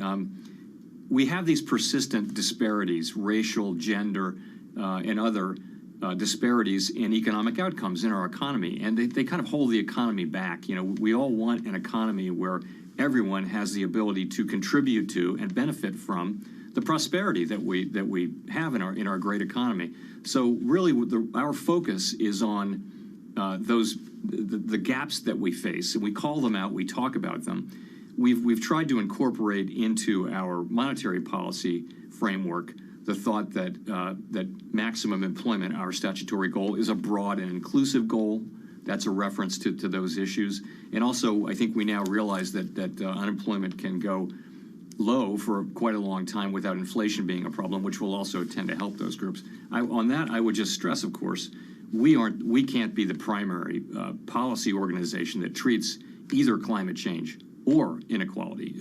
We see it through the lens of our existing mandates, but those are very much issues for elected representatives and for other parts of the government, more than they are for us. When you come to work sometimes, you see people in tents, living in tents, homeless people living in tents.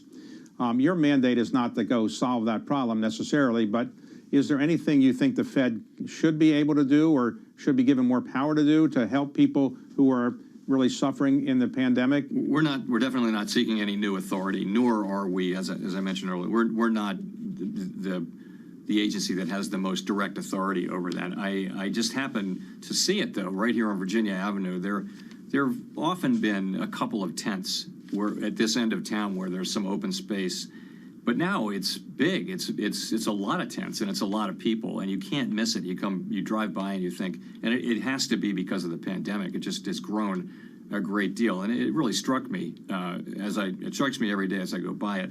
So, how does that play into what the Fed does? I think we need to keep those people in mind, really. We don't have tools that deal directly with them, but those are people, many of them probably were working in February of 2020 before the pandemic hit. And I think they need to be in the room with us as we make our decisions about monetary policy. We need to be thinking that it's not just the headline in the aggregate, it's also the people who are at the margins of the economy. We just keep them in mind. Well, the Fed Chair, Jay Powell, there speaking to David Rubenstein, and you can hear more from that conversation tonight, 9 p.m. New York, and Thursday at 7 p.m. in London on the David Rubenstein Show Peer-to-Peer Conversations. Now, a jury finds former Minneapolis policeman Derek Chauvin guilty of second-degree murder, third-degree murder, and manslaughter over the death of George Floyd. This was the reaction outside the courtroom and at the Floyd family home as the verdict came in.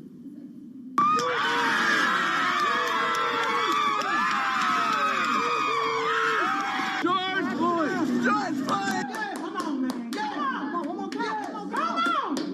on, boy.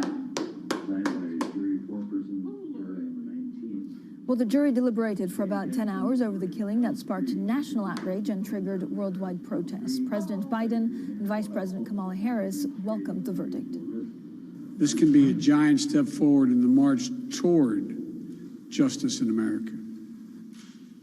Let's also be clear that such a verdict is also much too rare. We still have work to do.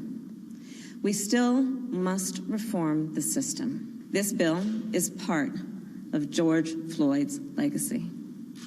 The President and I will continue to urge the Senate to pass this legislation, not as a panacea for every problem, but as a start. Well, joining us now is Bloomberg's Renita Young. Renita, good morning to you. What does this verdict actually mean in terms of the U.S. grappling with racism? Good morning to you. And it is movement. So many people who've talked about this verdict have talked about how it's a huge step forward, but the work is just beginning. As we've just heard with the president and vice president, there's legislation out in police reform. So we can expect to hear a lot about that in the coming days. Renita, which companies have actually already spoken out?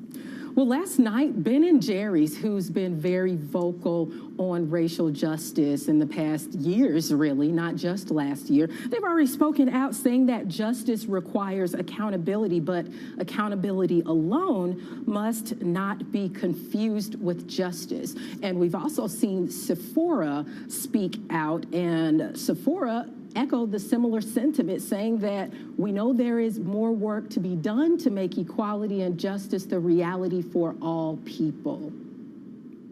Renita, you also spoke to an expert who advises companies on this. What did he say in regards to how companies should actually approach the verdict? I did. I spoke with Joshua Dubois. He is the CEO of Gauge.ai, and that's a company based here in America that's helped companies like Sephora, by the way. Sephora is one of their clients to do this. He said that companies should approach this in the best way that they know how to, and that they should not reach to make a response based on any other company's way. So he helped Sephora create a very unique way to respond last year in only a way that they would. And he suggests that other companies do the same.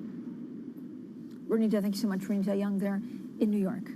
Now, we'll have, of course, plenty more on that. We'll look at the politics of Russia as well with the annual address of Vladimir Putin. That starts in about 20 minutes from now. So up next, we'll have a full roundup of the markets. We'll talk Russia.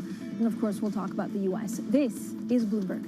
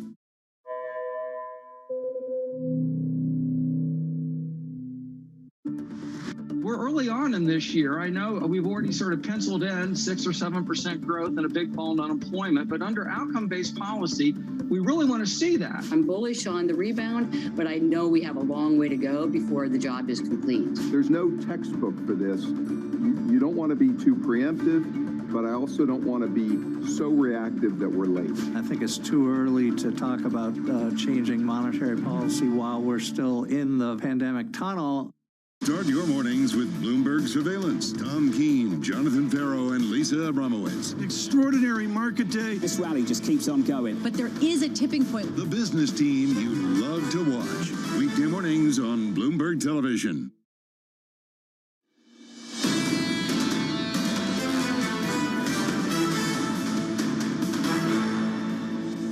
Economics, finance, politics. This is Bloomberg Surveillance, the early edition. I'm Francine Lacqua here in London. Now let's get a look at some of the pre-market movers with our Danny Berger. Danny, what are you looking ahead to the U.S. Open? Francine, I really think that this is going to be one of the most looked at and important charts today because it was the most surprising to markets after the close yesterday. Netflix reporting their earnings and that first quarter subscriber growth disappointing to the downside. That didn't even keep up with their own internal estimates. And now they say that for this current quarter, the expectation is just 1 million subscribers added. Now, Netflix was adamant saying this isn't about competition. It's that pull forward effect, the fact that we had so many subscribers during the pandemic. Still, that was enough to send shares sliding 13%, as much as that after hours yesterday. So far this morning, down more than 7.7%. And while we're talking about competition, I thought I'd be a little sneaky and also put in Man U's price as well. They're down 1.3%. That's after the European Super League seems to be falling apart. This football story, which Francine, I know is your favorite, so that's part of the reason I put it in here as well.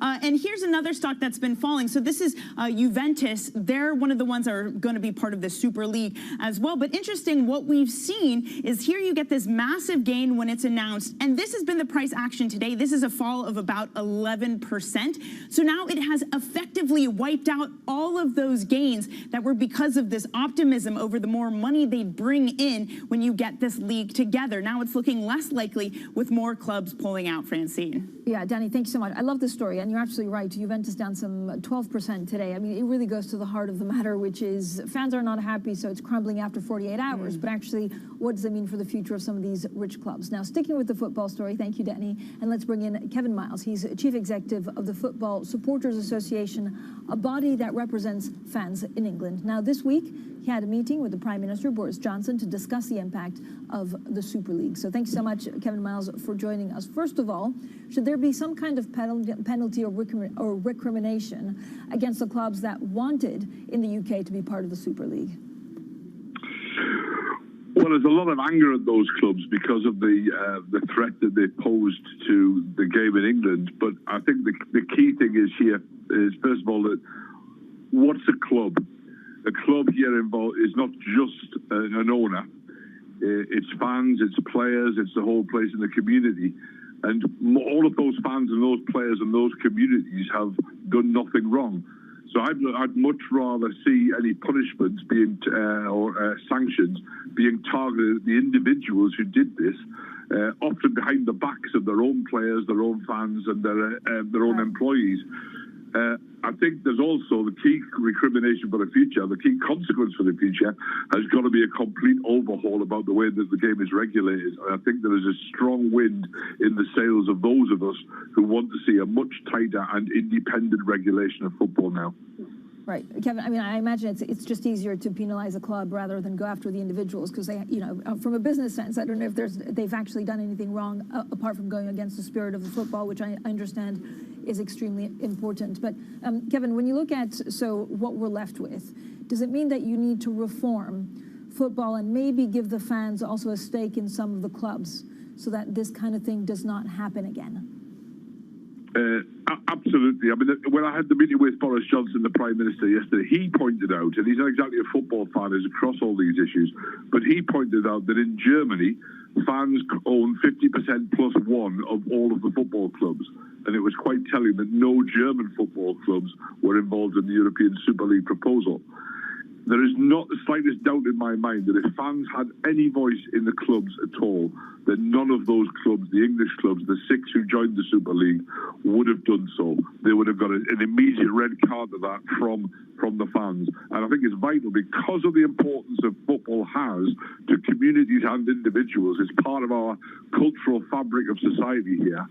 Then it cannot be left simply to millionaires and billionaires and hedge funds to make decisions about this. Fans have got to have a voice in the structure and the decision-making of football at every level, from clubs to leagues to national associations. So are you absolutely convinced that actually the withdrawal of the English clubs was prompted by the fan reaction, or was it also the politicians? And does it mean that the owners are completely out of touch with what's going on?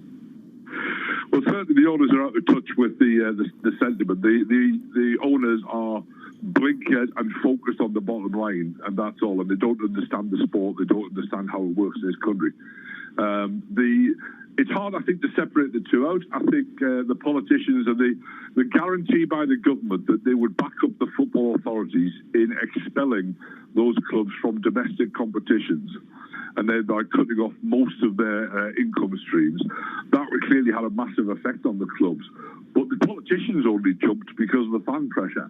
It was such an unpopular move that the politicians, these are free market politicians, remember. They don't instinctively jump to government involvement in this. Boris Johnson said that himself to us in our meeting. But such was the strength of feeling, and such is the importance of football to communities here and to our culture, that even the politicians were moved by that fan pressure. So I wouldn't separate the two out. I think it's all part of the same piece. All right, thank you so much. Kevin Mauser, Chief Executive of the Football Supporters Association. Now, coming up, Angela Merkel says the situation at the Ukrainian border is very worrying, with an estimated 100,000 Russian troops now deployed. Russian President Vladimir Putin addresses the nation in just 10 minutes from now, so we get the latest next. This is Bloomberg.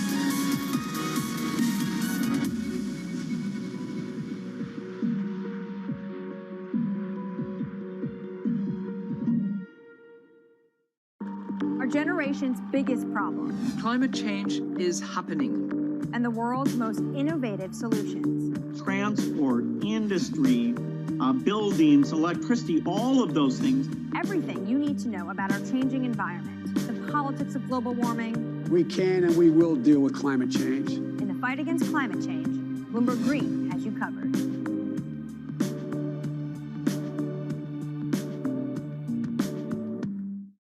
It's really a reminder, isn't it? Just just how sensitive the markets are to any commentary about trade. We did see some pressure on the yuan. We did see some pressure on the futures. That is now being reversed.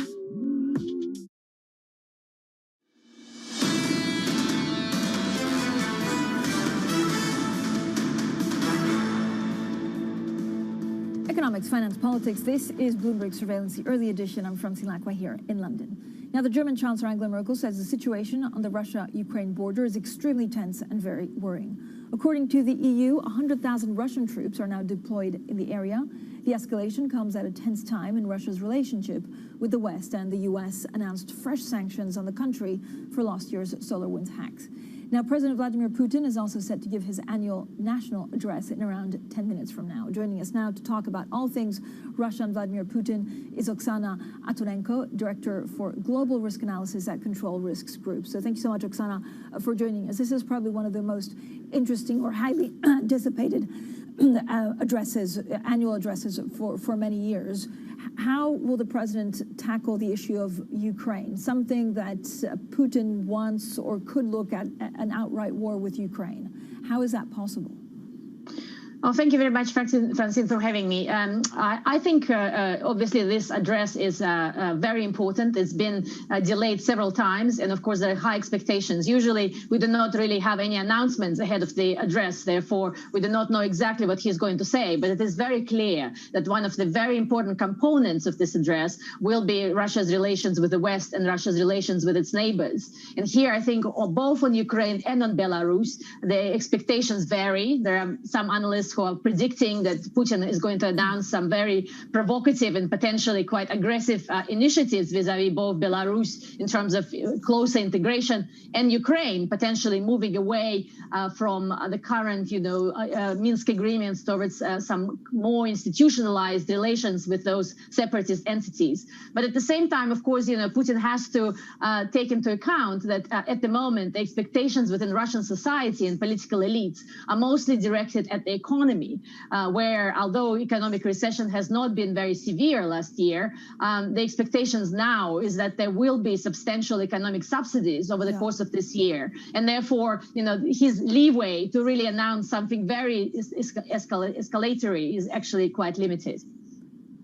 But Oksana, if he escalates, so how will the West and allies react? Can the economy of Russia actually sustain sanctions, more sanctions? At the moment, the sanctions that have been introduced by the Biden administration has had a very limited impact so far on the Russian economy. We have not seen a major depreciation of the ruble or any other major impacts. However, clearly the Biden administration has now introduced a completely new framework, legal framework for the sanctions regime, which allows him to very quickly escalate and step up the scope of the sanctions. And here we are really talking about several potential rounds of further escalation, which could cover the entirety of Russian debt, including at the secondary market, Russian energy sector, more of the Russian technology sector, and of course, potentially further actions against the state-owned enterprises. Therefore, I think clearly the issue of sanctions is very much on the minds of Russian policymakers as they decide what their future strategy is. But at the same time, of course, we have not seen in the past that the threat of sanctions has really impacted very much, Russian policy. It has not really constrained Russia's behavior. And therefore, I think we are really looking at the situation where it is the decisions that are driven by Russian domestic politics that probably likely to shape where Russia will be going. The opposition is also planning a day of protests, and we're expecting Vladimir Putin to also address the treatment of Alexei Navalny.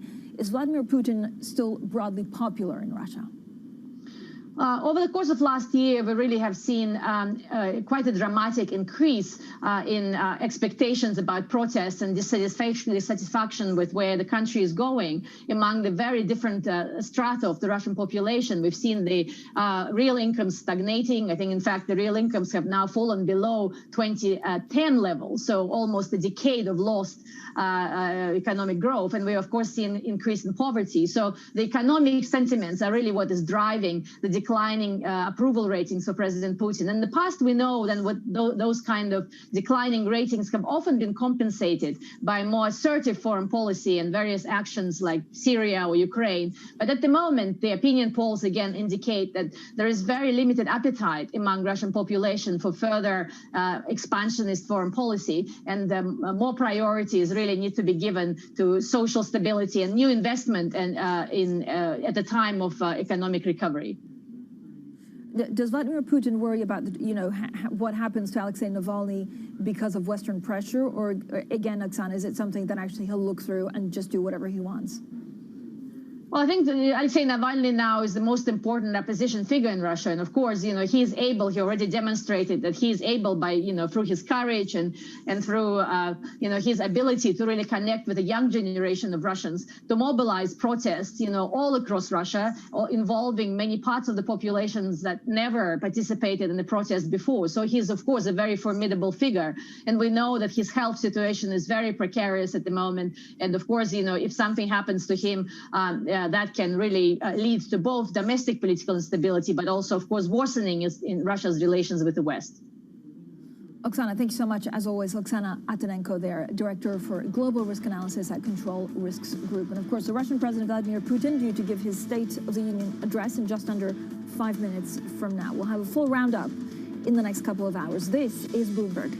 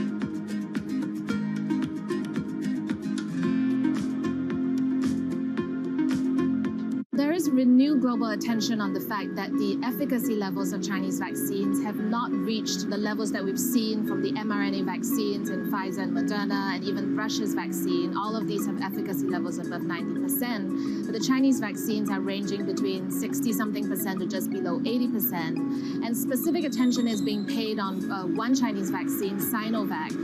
This vaccine has been proven in a large-scale Brazil trial to have an efficacy level of just above 50%. 50% is the minimum threshold that regulators will accept for approval. So that is concerning, especially because this is the Chinese vaccine that's been distributed most widely around the world. A lot of developing countries like Brazil and Indonesia are dependent on this vaccine. So questions are starting to mount on how is this going to affect the global immunization effort. But what's also really important to keep in perspective is that the 50% efficacy rate is looking at all symptomatic disease, even mild sickness. And the truth is that all the vaccines we have out there right now, including the Chinese ones, are nearly 100% effective at preventing hospitalization and death. And those are the two most important things: bring down serious sickness, bring down fatalities. We're still going to see that happen around the world, and that's why it's really important for people to keep getting vaccinated, even if the only access they have is to a Chinese vaccine.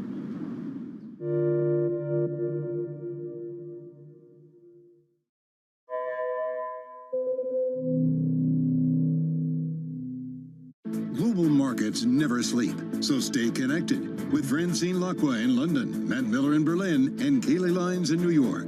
Perspective on the day ahead. Bloomberg Surveillance, early edition. Weekday mornings on Bloomberg Television. BSO Now is your online home for brand new Boston Symphony Orchestra and Boston Pops performances. Discover new releases each week that include behind-the-scenes storytelling with conductors including music director Andres Nelsons, guest composers and musicians, plus critically acclaimed archival concerts and more. Visit bso.org/now, where the music plays on. BSO season sponsored by Bank of America. every Friday with 30 minutes dedicated to fixed income. I'm Jonathan Ferro. This is Bloomberg Real Yield.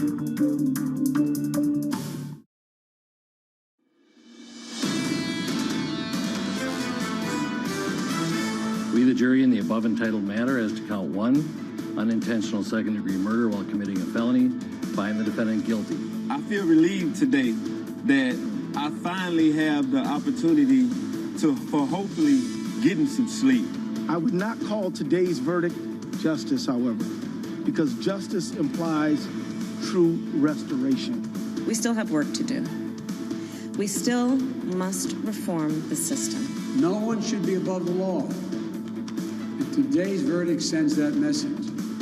But it's not enough. This is Bloomberg Surveillance, Early Edition, with Francine Lacqua, Matt Miller, and Keely Lines. Well, good morning from London, Berlin, and New York on this Wednesday, April 21st. Our top stories today. Putin versus the opposition. The Russian president makes his annual State of the Nation speech, while supporters of his most prominent critic plan countrywide protests. Well, that didn't last long. Europe's Rebel Soccer League is on the verge of collapse in the face of widespread opposition.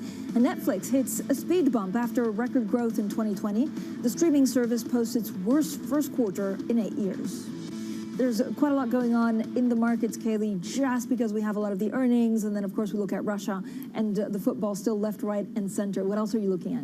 Well, I'm looking at worsening virus cases in many parts of Asia, Francine, and that really weighed on risk sentiment in the session overnight. The MSCI Asia Pacific Index had its worst day in about 4 weeks, down about 1.4%. That was led by declines in Hong Kong and Japan. The Nikkei down a full 2 percentage points as Osaka and Tokyo look set for a state of emergency once again. And of course, the Sensex in India is in the red at the moment, down about 0.5% as a variant spreads in India that is very worrisome to many in the market. That is weighing on the currency as well. The rupee weaker against the dollar by almost a full 1%, and the yen is weaker slightly as well at a 108.22. As for the session in Europe, we are seeing a rebound after yesterday's losses. It's really green across the screen on Map Markets Go on the Bloomberg terminal. The stock 600 higher by about 0.4%. Of course, it was travel and leisure stocks that really led the declines yesterday. Today, though, they are seeing a small rebound. That index in the stock 600 is higher by a few tenths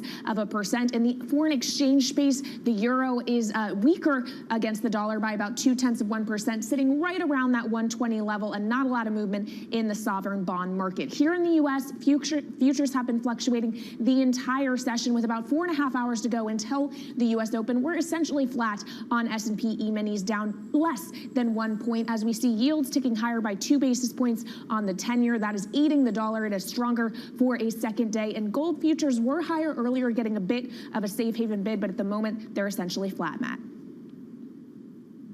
All right, yeah, gold not doing a lot, although it did climb appreciably earlier. It drops as the dollar rises. Let's take a look at some live shots of the stadium where Russian President Vladimir Putin is set to give his annual address. A number of executives and celebrities gather, as well as journalists, to listen to this sometimes, what, 4 hours? Can it be 4 or 5 hours long, Fran? It's kind of a State of the Union address from the Russian president.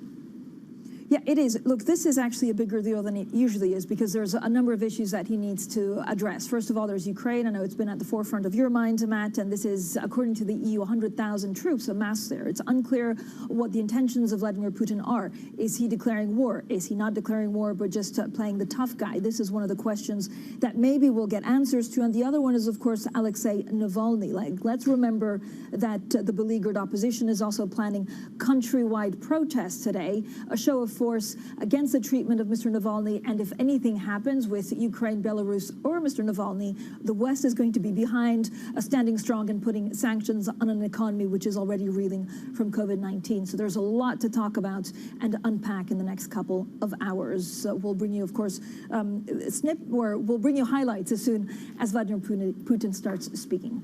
Meanwhile, in the U.S., Derek Chauvin, the former Minneapolis police officer who knelt on George Floyd's neck for more than 9 minutes last May, has been convicted of second-degree murder. The killing of Floyd spurred millions of protests, police violence, and racism, not just in the U.S., but around the world. President Biden welcomed the verdict. This can be a giant step forward in the march toward justice in America. Let's also be clear that such a verdict is also much too rare. Well, joining us now is Marty Schenker. He's Bloomberg News editor-at-large. Marty, when you look at the verdict and the fact that there was many people, if not almost everyone, breathing a sigh of relief of justice being made, what does President Biden need to do next to make sure that this doesn't happen again? Well, I don't think Joe Biden himself can make sure that it doesn't happen again. This is a societal problem.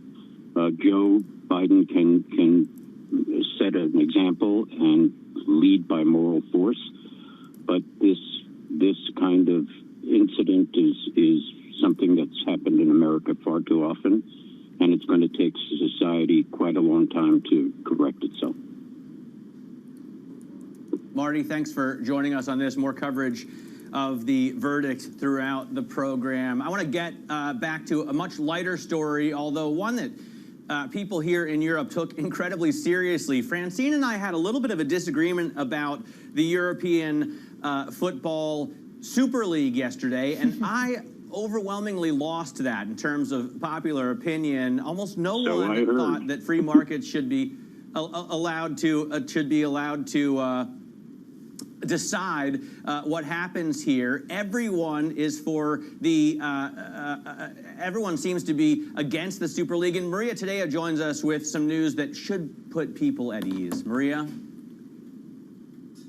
I should put it at ease because the Super League for the time being is suspended, and it does look like it's doomed to fail at this stage. Matt, we have the 6 English clubs that were supposed to join this league pulling out yesterday. A lot of this because of fans pushing back on the idea that this would become a very elite but also very closed competition. And now there's 2 big questions going around. What's going to happen with the Spanish and the Italian teams that in principle would be joining the competition? Are they going to pull out? Is this the end for the Super League project? And then, of course, the other big question here is, what is UEFA going to do? Remember, they've been stuck in a battle for 2 days. UEFA probably feels they have the upper hand in the situation now. So how is that going to impact the Champions League and the much bigger debate that's going around over what to do with the format going into 2024?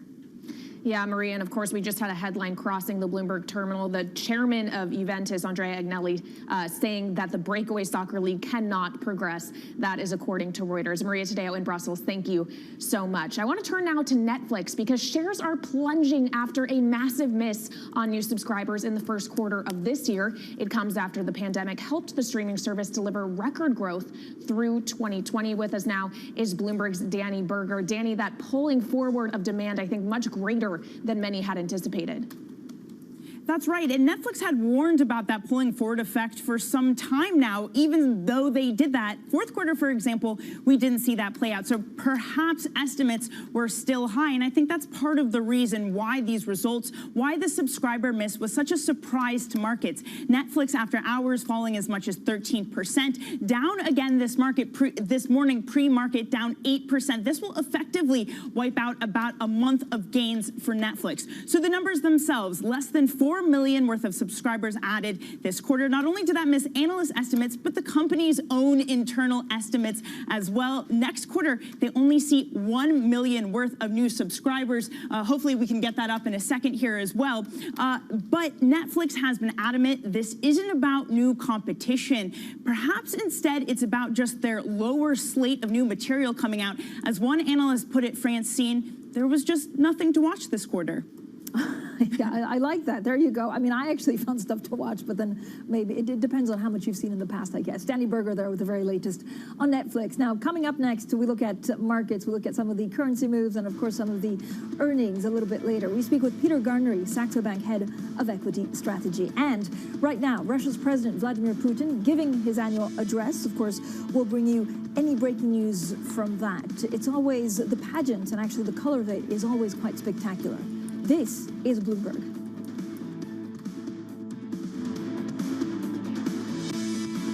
На своем посту оставался и личный состав правоохранительных органов и спецслужб.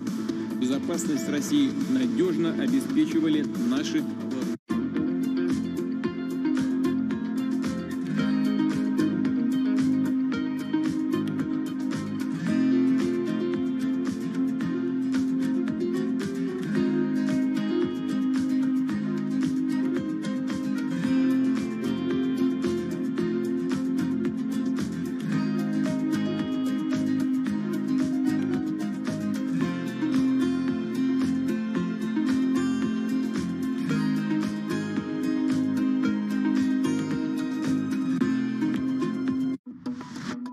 is absolutely core to our business. It's almost 20% of our franchise revenues globally, which is significantly more than most of our global peers who are more in the mid-teens. We want to invest, grow in China, but also we are also investing in the rest of Asia as well. Our top line growth for the region has been close to 24% last year, almost 20% of the group's revenue as a percentage of the revenue of the group. So, and this is where the group is counting on the growth. We see company after company, these are corporates committing to net zero. So pretty much across the board, there is an enthusiasm for putting capital to work to try to get us to a better carbon future. Credit Suisse has a fantastic brand name in Asia. We have obviously strong positions in Singapore and Hong Kong as our two main hubs, but across purely into private.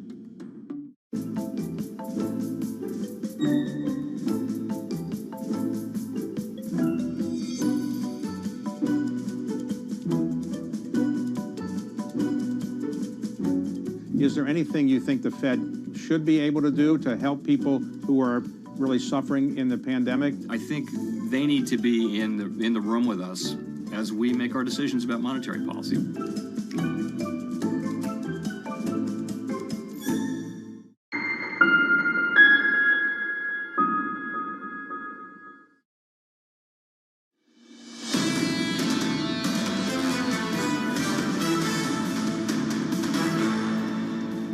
This is Bloomberg Surveillance, early edition. I'm Matt Miller in Berlin with Francine Lacqua in London and Kaylee Lyons in New York. Now, stocks have stumbled a bit over the last couple of days. In fact, yesterday when I was checking on European equity indexes, I saw four, I believe it was Spain, Italy, Austria, and France that were more than 3 standard deviations down from their 30-day average. Today, we're looking a little bit better in terms of futures, but the question investors are asking themselves, are these markets overvalued right now, Francine? I've got a chart that shows the global stock market rally in terms of the MSCI World Index, and it is near a record high, of course, but the interesting thing is that only 6% of all MSCI all-country members are at new 52-week highs, so there may still be some room to run. Fran?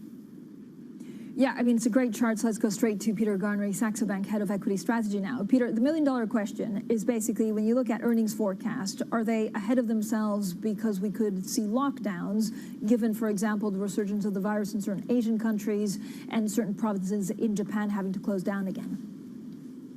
Well, I tend to lean towards the view that the forward earnings expectations right now are probably too conservative. I don't think, actually, that they reflect the potential rebound that we will see in earnings. I think the sell-side analysts, when you aggregate all their estimates up, I think they underestimate the rebound. And I think the Q1 earnings season will pull earnings and pull equities higher as we move into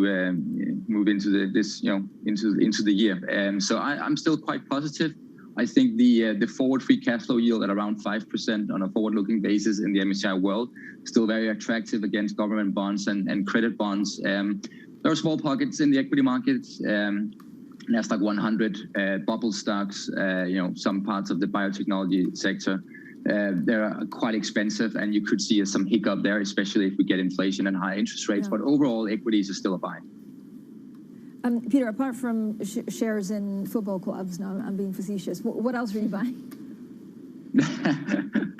Well, that Super League, that died right there. Well, I would say that our big pick for stock pick for 2021, we basically coined in the first week of the year.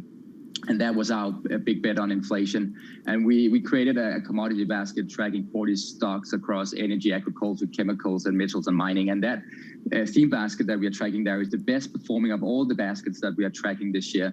And that continues to be our favorite pick. I think that's where you want to be. And then also, as you saw that yesterday, mega caps really provide safe haven characteristics, but also even more importantly, if we get that inflation, which is quite likely that we'll get a lot of inflation in the second half of the year and then into 2022, just ask Procter & Gamble, Coca-Cola, Home Depot, etc., then the mega caps, they have the profit margins to really be aggressive and keep prices low and gain more market share against weaker players in the industry. So I think mega caps will be an excellent inflation play as well.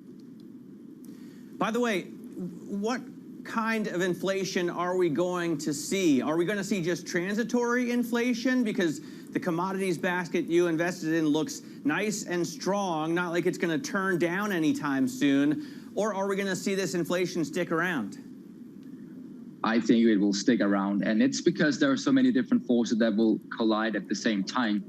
So you will have massive fiscal impulse, which is already here and will come, and that will continue, because if you want to win elections, and we have started these fiscal impulses, you'll need to continue to roll those ahead.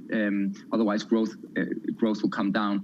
We have the green transformation, and we have urbanization in China and India. Those three forces together will require a massive expansion in nickel, iron ore, copper, lithium, etc., in terms of mining capacity, and that will create a lot of bottlenecks and capacity constraints on the economy. So that will drive inflation from the supply side, and then also demand. That's the urbanization will cause this together with the fiscal impulse. And there is a political shift around the world towards more social stability, away from favoring capital markets and globalization/free markets. So much more government intervention, a shift towards wage income growth and labor policies, and all of these trends together, I think will not make inflation transitory. And by the way, I think the Fed and governments around the world acknowledge that a little bit of inflation, if we stay around 3 or 4% for a longer period, that's a stealth way of reducing wealth inequality, because it's basically a tax on capital.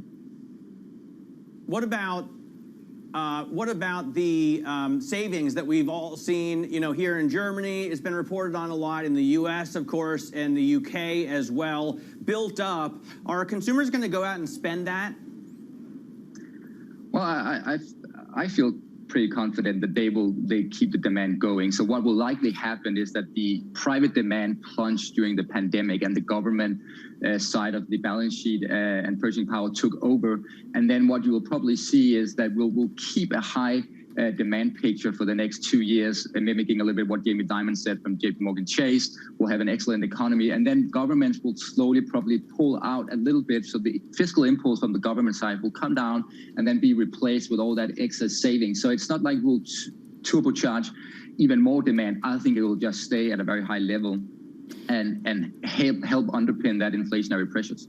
Well, Peter, on those inflationary pressures, and going back to what you were speaking to on commodity inflation, we saw Procter & Gamble here in the U.S. say it's going to raise prices on some goods for consumers because of higher commodity costs. Do you expect most companies will be successful at pushing those price pressures onto consumers, or do you start to worry about margins a bit going forward? That's the excellent question, and I see inflation and how it plays out in equities in two phases. So the first phase here is the initial push higher on cost, and that could compress profit margins, and that means, and that's why I talked about the mega cap. So some companies, especially those with strong market position, will be able to pass on price increases if they want to.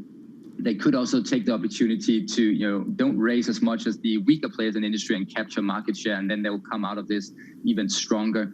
Longer term, if we get the inflation, the key thing here will be how it impacts the nominal interest rates, because you have Kathy Wood from ARK Invest talking about this. The low discount rate and the low interest rate environment is stimulating the growth versus value trade. So if we suddenly get the higher interest rate, that will reverse a lot of different trends that we have seen over the past 10 years. So you'll see value stocks come into favor. You'll see the growth targets coming under tremendous pressure as well.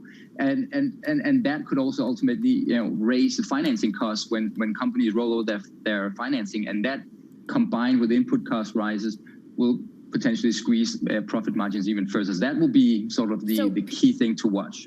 Peter, okay, growth topping value in the longer term, that was the story in the first quarter. But over the last month or so, we've seen it reverse. Growth back on top, value lagging, large caps back on top, small caps lagging. How long do you expect that to last?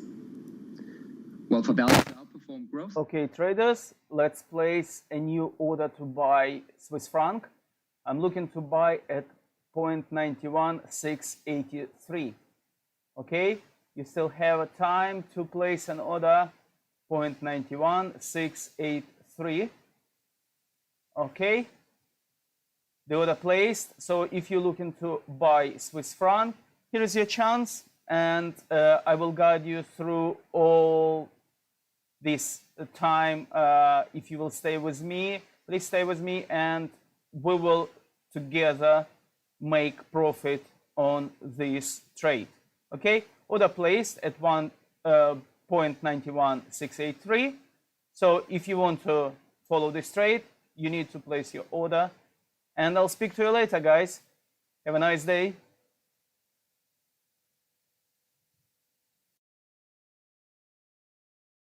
Since the beginning of November last year, when we got the vaccine breakthrough, and we think that trend could actually continue and will be led by the commodity sector and the financial sector. Peter, thank you so much. Peter Grant, I was going to ask about Thank football, you. the fact that actually football fans are now moving, share prices. He's a Saxo Bank head of equity strategy. We'll get him back on to talk about football. Later on Bloomberg Surveillance, Mark Carney, UN Special Envoy for Climate Action and Finance and former BOE governor. He'll have a conversation on the simulcast, 7:30 a.m. in New York, 12:30 p.m. in London. And this is Bloomberg.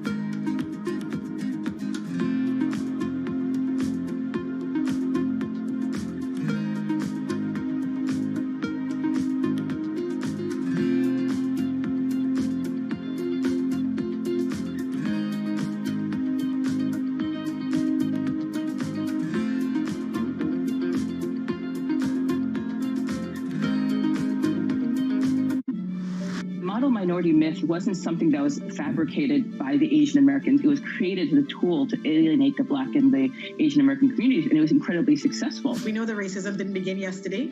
We know it's probably not going to end tomorrow, but it is our job to make sure that there's progress and we keep people safe, give people dignity. And I spent a lot of time last year to just listen, to understand, to reflect, and understand what I could do as a leader of this organization. For many years, we've been very shareholder focused, and now there really is much more of a community requirement. The economic downturn in the U.S., we're seeing unemployment and income losses affecting women more than men. 2/3 of the jobs lost in South Africa were women's jobs.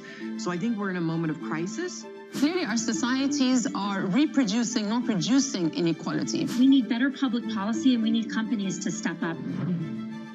Okay, guys, we're in. Position opened on Swiss franc. Let me show you where. Just right here.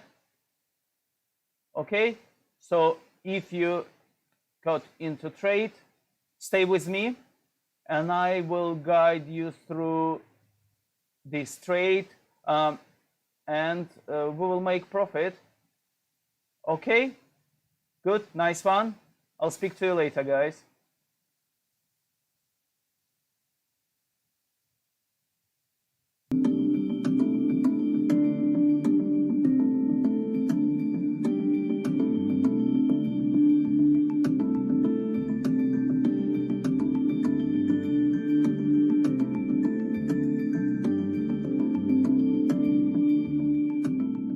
I think what we've seen during this period of time is that communicating via video is not a fad. We are using it in all aspects of our lives, for work, for learning, for communicating, for staying in touch. This is a market that over the past few weeks has made it clear it wants to go higher. It got a little spooked by the idea that geopolitical tensions are rising.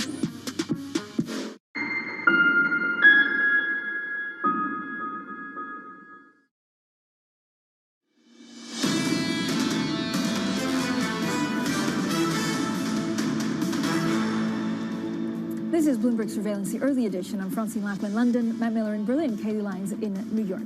Now let's get straight to the Bloomberg First Word News. And in Minneapolis, the former police officer Derek Chauvin has spent his first night in jail. A jury convicted Chauvin of second-degree murder and other charges for killing a black man, George Floyd, when he kneeled on his neck for more than 9 minutes. Chauvin will be sentenced in about 8 weeks. He could face decades in prison.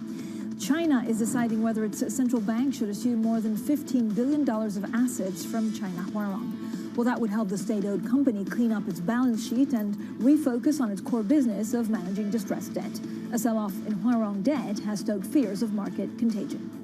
HSBC's pivot to Asia is causing some discontent, while the bank is shipping senior executives from its London headquarters to Hong Kong. Some HSBC bankers in Greater China are already unhappy about a cut to the bonus pool caused by losses in Europe. Now they worry that their push into Asia could be slowed by added bureaucracy and blurred reporting lines. And Apple has unveiled the faster iPad Pro with a brighter screen and 5G connectivity. It's a more powerful version of its priciest tablet aimed at workers and students returning to offices and schools.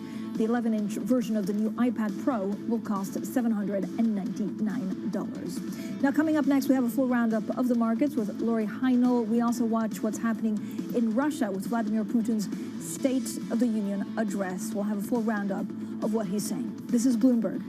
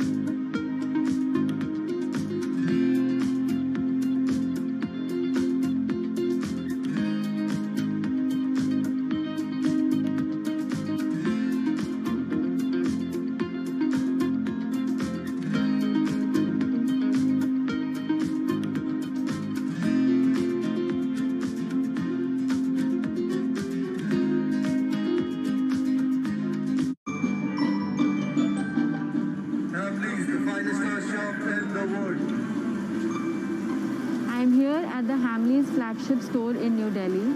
The iconic British toy store chain is set for a revival as the new owner and billionaire Mukesh Ambani looks to expand the brand in India.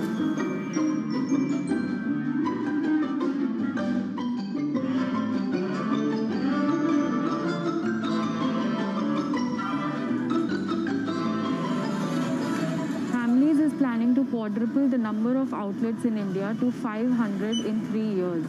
The expansion of Hamleys will help Ambani widen his retail portfolio as he transforms the oil and chemicals conglomerate into a consumer and technology giant.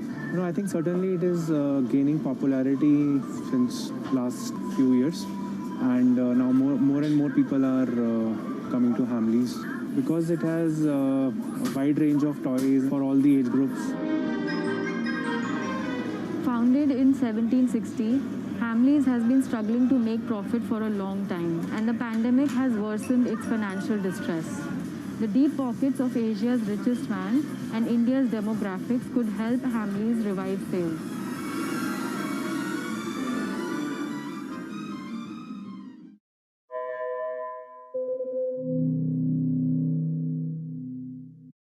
I'm David Weston. Bloomberg Television is reinventing one of the most iconic brands in financial television for a new audience. Join me to see the news program for the clever investor. This is Bloomberg Wall Street Week. Trading revenues coming in better than expected. Everything cash, $1.4 trillion of cash. One of the most notable aspects of this report that was stellar.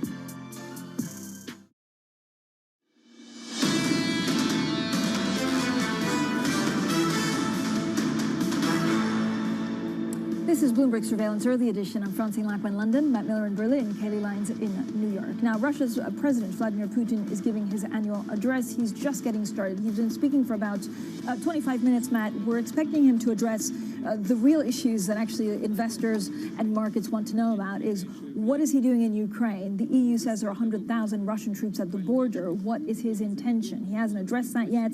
Of course, the other question is on Alexei Navalny. Now, we understand that the opposition in Russia is also planning a countrywide show of force today to demand the release of jailed Kremlin critic Alexei Navalny. It'll be interesting to see how Vladimir Putin addresses that as there are going to be protests throughout the day. Yeah, those two issues we're definitely waiting for, Francine. But this is also an address at which he sometimes drops real bombshells, right? If I'm not mistaken, this is the address where he announced the law change that would allow him to stay essentially president forever, the constitutional change. And also some other previously really big turning points have been marked at this address. So we could hear something that's unexpected aside from those things that we're watching. Yeah, I think there are two brief things, Matt. I keep on hearing that it's the first time that the Kremlin went out of its way to try and brief reporters ahead of this annual address, something that they have not done in the past. But this was one of the most highly anticipated ones because it's also been postponed a number of times because of COVID-19. But it will last a couple of hours, so we'll keep on top of it and bring you any breaking news that we get from the Russian president. Kaylee, it's not moving the markets for now, but of course what is the number of cases of COVID-19 increasing in Asia. Yeah, and that was a huge drag on the Asian session overnight. Not so in the European session, though. We did see, of course, losses yesterday for the Stock 600. Today, though, that index is higher by about 0.4%. Here in the U.S., with about 4 hours to go until the opening bell, futures are going nowhere. We've been fluctuating between gains and losses. Right now, essentially flat on S&P E-mini, sitting right around 41.26. In the bond market, we are seeing yields ticking higher, up around 2 basis points on the U.S. 10-year Treasury, sitting at 1.57%. And then I have to note Bitcoin as well. A little bit of a rebound yesterday, but today right back down 2%. We are at a 55,000 handle. JP Morgan out with an interesting note overnight saying if it doesn't get back up to 60,000 soon, momentum signals could start to collapse and therefore more weakness could be ahead. Now with that move lower in Bitcoin, we are seeing cryptocurrency stocks under pressure in pre-market, the likes of Riot Blockchain down about 2.5%. I wanted to check on shares of Manchester United as well. Fell 6% yesterday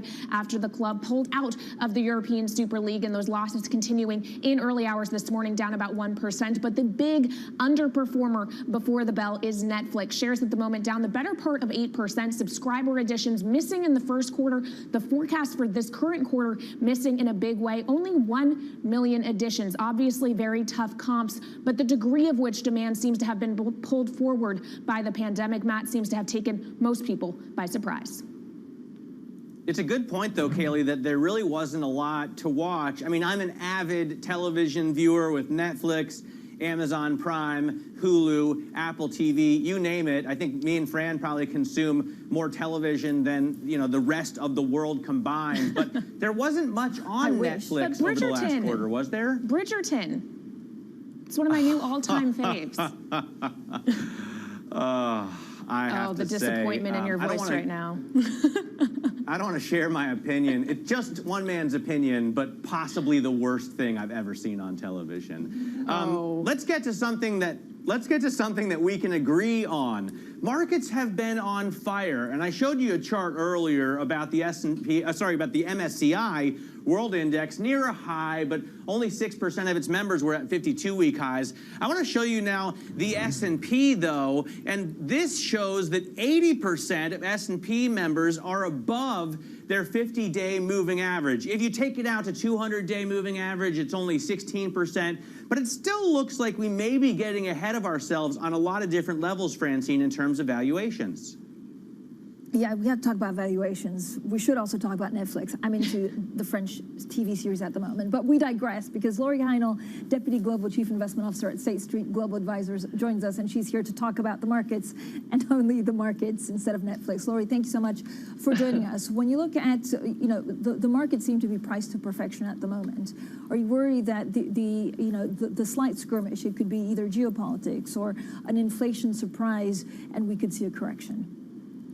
Well, maybe not a correction, but certainly a lot of choppiness along the way. I mean, you have to remember that the U.S. market, which has powered higher over the last year or so, was up another 11% year to date. So the idea of consolidating here and taking a little bit of profit is not a surprise at all, and particularly given a backdrop where it's not going to be just a straight line. We're going to have setbacks, whether it be rises in COVID cases or whether it be other things that, skirmishes, other things that are going to create some tension in the market. And as you say, when markets are priced at these levels, it's just hard to see them going north with no kinds of pauses. So where do you find value at the moment? So we remain committed to equities. So having said that, we do think that on a relative basis, equities are a pretty good place to be if you have more than a nanosecond of a time horizon here. So we are still positioned overweight in U.S. in particular, large caps, where we are playing a bit of the rotation, so broadening out breadth in the market. We also do see some pretty interesting opportunities in Asia. So irrespective of some of the more recent rises in COVID cases, that's an area that has done pretty well. As well as benefited from the global economic recovery. We're much more cautious on Europe, where they're, again, a little bit behind, and also the industries that have been in favor are not as well represented in the European indices. What kind of inflation are we going to see is a question, Lori, that I'm sure you hear quite often, and one I put to almost every guest who's in charge of strategy. But it's so important, right, to especially returns for the next year. How should we view transitory versus here to stay? Well, certainly right now, most of the inflationary pressures that we're seeing are of the transitory nature. So year-on-year comps for commodities, things of that nature. But we are starting to see some warning signs. So, wage pressures are starting to pick up a little bit, particularly in more skilled labor positions. And we've had a thesis for a while that the labor market supply may not keep up with demand in the early days, particularly because some employees won't want to go back into the workforce, even though perhaps they can. They'll just be a little bit more cautious in their behaviors. And so as you see service economies in particular starting to reopen, they have a lot of, gearing to the availability of employees. And if they can't get that talent pool, or they have to pay more for that talent pool, then that could be a little bit inflationary. And then the question becomes, does that become insidious? And at this point in time, we don't think that's likely. I mean, I've spoken to a lot of hotel owners and restaurant operators over the past few weeks on Bloomberg Radio who say they can't get anybody to work there. But the issue is, of course, that not working pays more than it normally would, and those benefits are going to run out in September. So does that change at the end of the summer? Well, potentially it could. And again, I think there are two forces at work here. Certainly as one is the economic incentives. And as you note, in some industries, the current support that we're getting from, COVID relief is actually, turned that into a positive stay home. But it also is behavioral, right? So even if people start to get shots and they, in theory, are more immune to the virus, do they feel comfortable going back into an environment where they're literally interacting with the population every day? So it's a bit of two things, not just the economics, but also behavioral. So we know that the Fed, Lori, is laser focused on the labor market and also on inflation. Do you think the market has overdone some of the pulling back of rate hike expectations that we've seen in recent weeks? Well, look, in one sense, I hate to say it doesn't matter, but in one sense it doesn't matter because the Fed has been very staunch in their commitment to being easy in their policymaking for as long as it takes, and if anything, being willing to let inflation run a little hot. But let's not forget that Chairman Powell is sort of pragmatic in that sense. If they get to a point in the future where it does look like inflation has the potential to get out of control, then I think that they will make a change. But they're not going to do that without signaling the market that that's going to happen. So again, maybe being a little bit Pollyanna here, but I think that this Fed is doing what it needs to do to both provide the accommodation that's needed, be even more willing to push that, but knowing that they do have tools at their disposal when the time comes. Lori, what do you do with cryptocurrency at the moment? So does the public offering of Coinbase actually change everything? Are clients asking you more and more what to do with it? She's a Doge owner. Well, I'm just going to say I'm a shameless watcher. so that maybe tells you a little bit about who I am. But having said that, look, we've not been a fan of cryptos from an institutional investment standpoint. We've written on the piece, we think that this is really a speculative investment. There are going to be lots of forces that aren't related to fundamentals that are going to drive that particular market, and whether it be momentum trade or whether it be, Twitter feeds, those are the kinds of things that are going to continue to dominate that market until there emerges a bit more regulatory framework, more of a certainty around store of value and use of transaction transmission.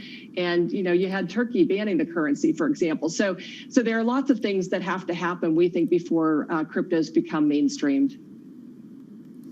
Thank you so much, Lori Heinel, there of State Street Global Advisor. And I think I misspoke, Lori, because I called you Deputy Chief Investment Officer, but congratulations on the promotion, because I think you're Chief Investment Officer. Now, we also look, of course, at Russia. Putin giving his annual address in Moscow as the country braces for more protests. We'll discuss the response from D.C. next. This is Bloomberg. Мы должны ответить на вызовы изменения климата, адаптировать к ним сельское хозяйство, промышленность, ЖКХ, всю инфраструктуру, создать отрасль по утилизации углеродных выбросов.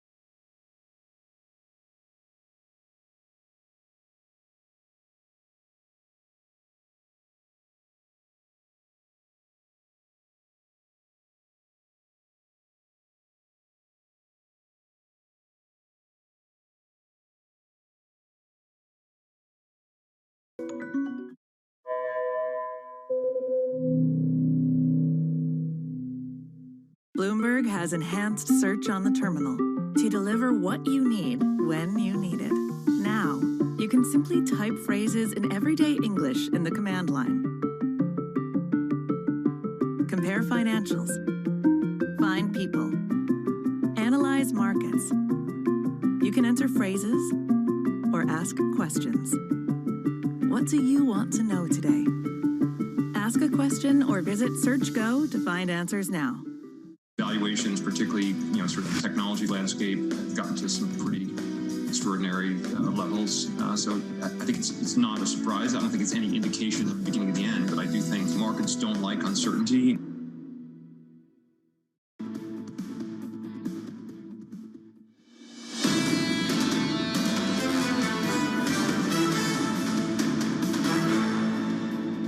We still have work to do. We still must reform the system. This bill is part of George Floyd's legacy. The President and I will continue to urge the Senate to pass this legislation, not as a panacea for every problem, but as a start. U.S. Vice President Kamala Harris speaking after the Chauvin verdict yesterday, of course, convicted on all 3 accounts after the death of George Floyd. Joining us now is Marty Schenker, Bloomberg editor at large. Marty, this issue didn't begin with George Floyd. It doesn't end with George Floyd. Just yesterday, minutes before the verdict was read, another black teenager, Ma'Khia Bryant, was shot and killed by police in Columbus, and protests started all over again. So this is ongoing. How much appetite is there for real police reform, and when will it happen? Well, I think it depends on who you talk to. Obviously, the Black Lives Matter movement in the wake of George Floyd's murder has taken on a tremendous amount of momentum, but it so far has not translated into action in the Senate, where Republicans who hold the filibuster card have repeatedly refused to go anywhere on legislation. Marty, is there appetite from the Biden administration, from Congress, to actually reform the police? Well, there is definitely appetite, and on the Democratic side, but and there has been George Floyd legislation passed in the House. It's languishing in the Senate. It would, in some ways, restrict police activity of this kind, but ultimately, this is a society problem that is not going to be solved by legislation. It has to be solved by human beings every day in America confronting systemic racism. Will we see social unrest until this gets fixed? Well, I mean, there's going to be incidents, and there'll be social unrest, and there'll be unwarranted violence. There's no question that's going to continue. The question is, what's the response of the United States population to these things, and how does it reform itself? What do we know about the sentencing? I think it comes in 8 weeks, Marty. What are we looking at here? Well, there's going to be a pre-sentencing evaluation. There are sentencing guidelines in Minnesota that are supposed to take into account his history, community service, other things about his character that could sharply reduce his time in prison. And we'll get that over the next few weeks, and then it'll be up to the judge to decide how long Derek Chauvin spends in jail, but he will spend years there. Marty, let's talk about foreign policy. So we're all listening or keeping an eye on what Vladimir Putin is saying in Russia at his annual address. When you look at foreign policy for the Biden administration, is Russia their biggest headache? Well, clearly, Vladimir Putin is pushing the edges of the envelope in Ukraine, amassing troops at that border. And, while Joe Biden is mulling extra sanctions, there's really very little the United States and the allies can do about what Vladimir Putin may have in mind in Ukraine. Well, you speak about the allies. Do you think that the U.S. will act unilaterally again, as it did with the sanctions we saw last week? Or could any kind of retaliation for the Kremlin's actions come in the form of a united Western front? Well, that is clearly the major question. And in some ways, it depends upon Vladimir Putin. If he's just rattling his saber, if his treatment of Navalny continues to threaten his life, it may indeed force the hand of the allies in the West to take a concerted action against him. Marty, weren't the sanctions that we saw a little bit soft? I mean, we could have gone much harder in cutting off funding for Vladimir Putin in the U.S. And when you talk about the allies in the West here in Germany, they're still happy to finish Nord Stream 2 and funnel billions of dollars straight to the Kremlin.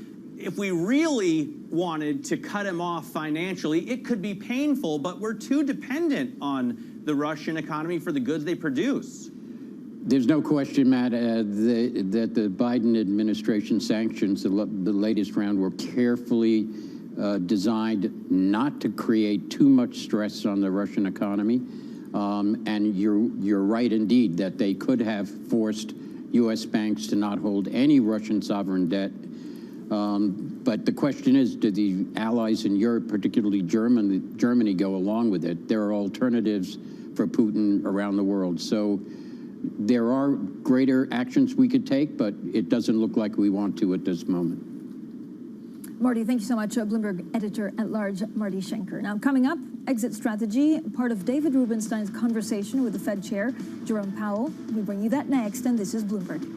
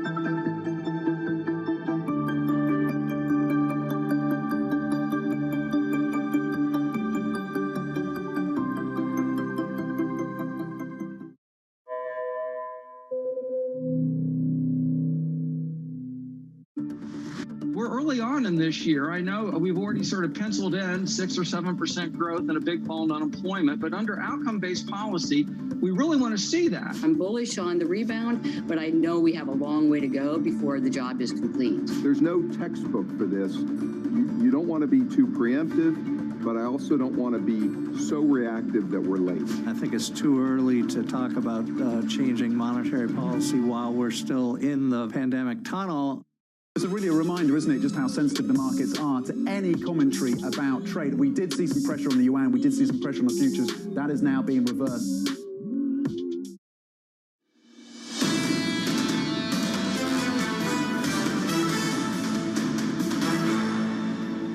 Last time the Fed did increase interest rates, it did so by a little bit, and then it started shrinking its balance sheet a bit. Do you have any view on whether that's the right way to proceed when you begin to increase interest rates? Should you increase interest rates and then shrink the balance sheet later, or should you begin to shrink the balance sheet and then increase interest rates? Do you have any view on whether one policy or the other is better?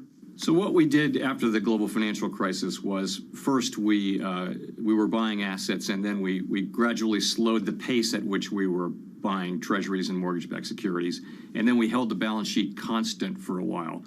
After that, we started raising interest rates. We raised them gradually, and at some point we held the balance sheet constant. So we don't sell bonds into the market, and we either, when they mature, we either reinvestment or whether we allow them to run off. So that's what we did last time. I think if you look at the sense of our guidance, it is that we will reach the time at which we will taper asset purchases when we've made substantial further progress toward our goals from last December when we announced that guidance, and that would in all likelihood be well before the time we consider raising interest rates. We haven't voted on that order, but that is the sense of the guidance, is that it would work in that way.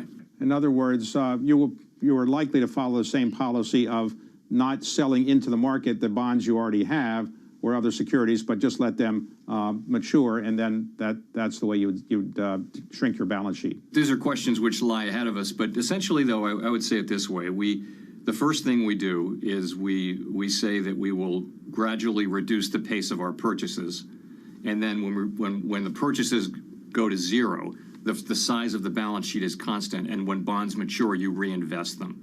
Now, then another step, and we took this late in the day, the last cycle, was to allow bonds to start to run off. And we haven't decided whether to do that or not. We didn't then, and I don't think we now would ever actually sell bonds into the marketplace. Well, that was part of David Rubenstein's conversation with the Fed Chair Jay Powell. You can catch more of that interview on the David Rubenstein Show, peer-to-peer conversations tonight at 9 p.m. New York, Thursday, 7 p.m. in Hong Kong and London. Now I'm joined by Tom Keene, co-anchor of Bloomberg Surveillance. He talks not only about football, although finally, Tom, you understand exactly what's going on. I know John Ferrer has been briefing you in the corridors, but we also look at daily, and finally you're on top of it. It's the UK footballs that have actually put an end to this European Super League, but you're also talking climate change to Mark Carney. And very much tied into the American owners. Our focus, I think, here not only on the collapse of this experiment, will be see what we see. The chart is simple. It's Juventus. This is, of course, Ronaldo. This is one of the giant successful teams, and it simply just gives back all that was wrought in the attempt of a Super League. Yeah, and you wonder how actually football performs from now, because there's definitely something, I mean, this was symptomatic, Tom, of something not being right for certain clubs, and so you wonder whether they'll be punished for actually putting it together, or whether there'll be a new agreement with other clubs on trying to bring football to the 21st century and beyond. It'll be interesting to see even this weekend in the various tournaments that are being played, and particularly the Premier League. I mean, onward and upward, but certainly it's something we've never seen, Francine. Yeah, we certainly haven't, Tom. I'm also looking forward to your conversations with Mark Carney and, of course, on the foreign exchange with Ibrahim Ayeri. Now, Tom Keene, co-anchor of Bloomberg Surveillance. What we're looking at now is, of course, Vladimir Putin starting his State of the Union address, or State of the Nation, I should say, address about 55 minutes ago. And he's made a couple of headlines, but I don't think he's talking yet, Matt, about either Ukraine, Belarus, or Alexei Navalny. Yeah, absolutely. The Ukraine issue. I mean, yesterday, the EU estimated 100,000 troops were there. The Pentagon said it was the most that have ever been gathered there, including the takeover of Crimea. And Dow Jones reported there were fighter jets lined up on the runway. So there's got to be something there. Absolutely. Coming up in the next hour, Ibrahim Rabari, Citi Global Head of FX Analysis. This is Bloomberg.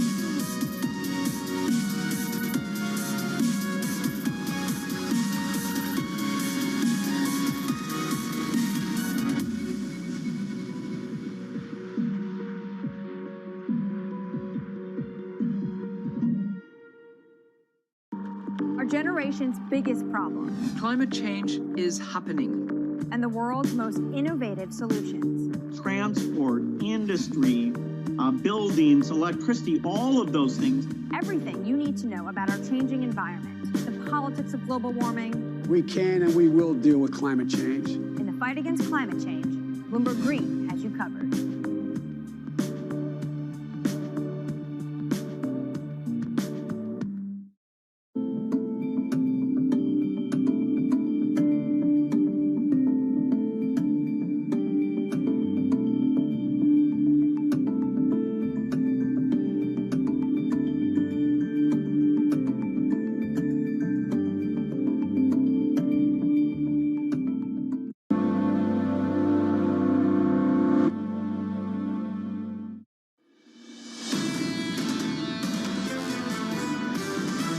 Just been hugely stress tested here, right, with this bond yield tantrum, and sort of markets sort of survived. We are looking not just at the peaks, right? We are looking at the sustainability of these trends. What we have to question is that have things structurally really changed? What the bond market is telling you right now is not so fast. Fed has the upper hand. People are still assuming that the Fed is not going to have to or be able to tighten dramatically in this economy, just given where neutral rates are. This is Bloomberg Surveillance with Tom Keene, Jonathan Ferro, and Lisa Abramowitz. From New York City for our audience worldwide, good morning, good morning. This is Bloomberg Surveillance live on Bloomberg Television alongside Tom Keene and Lisa Abramowitz. I'm Jonathan Ferro. Equity futures little changed on the S&P 500. Pretty clear the theme over the last couple of weeks though, Tom.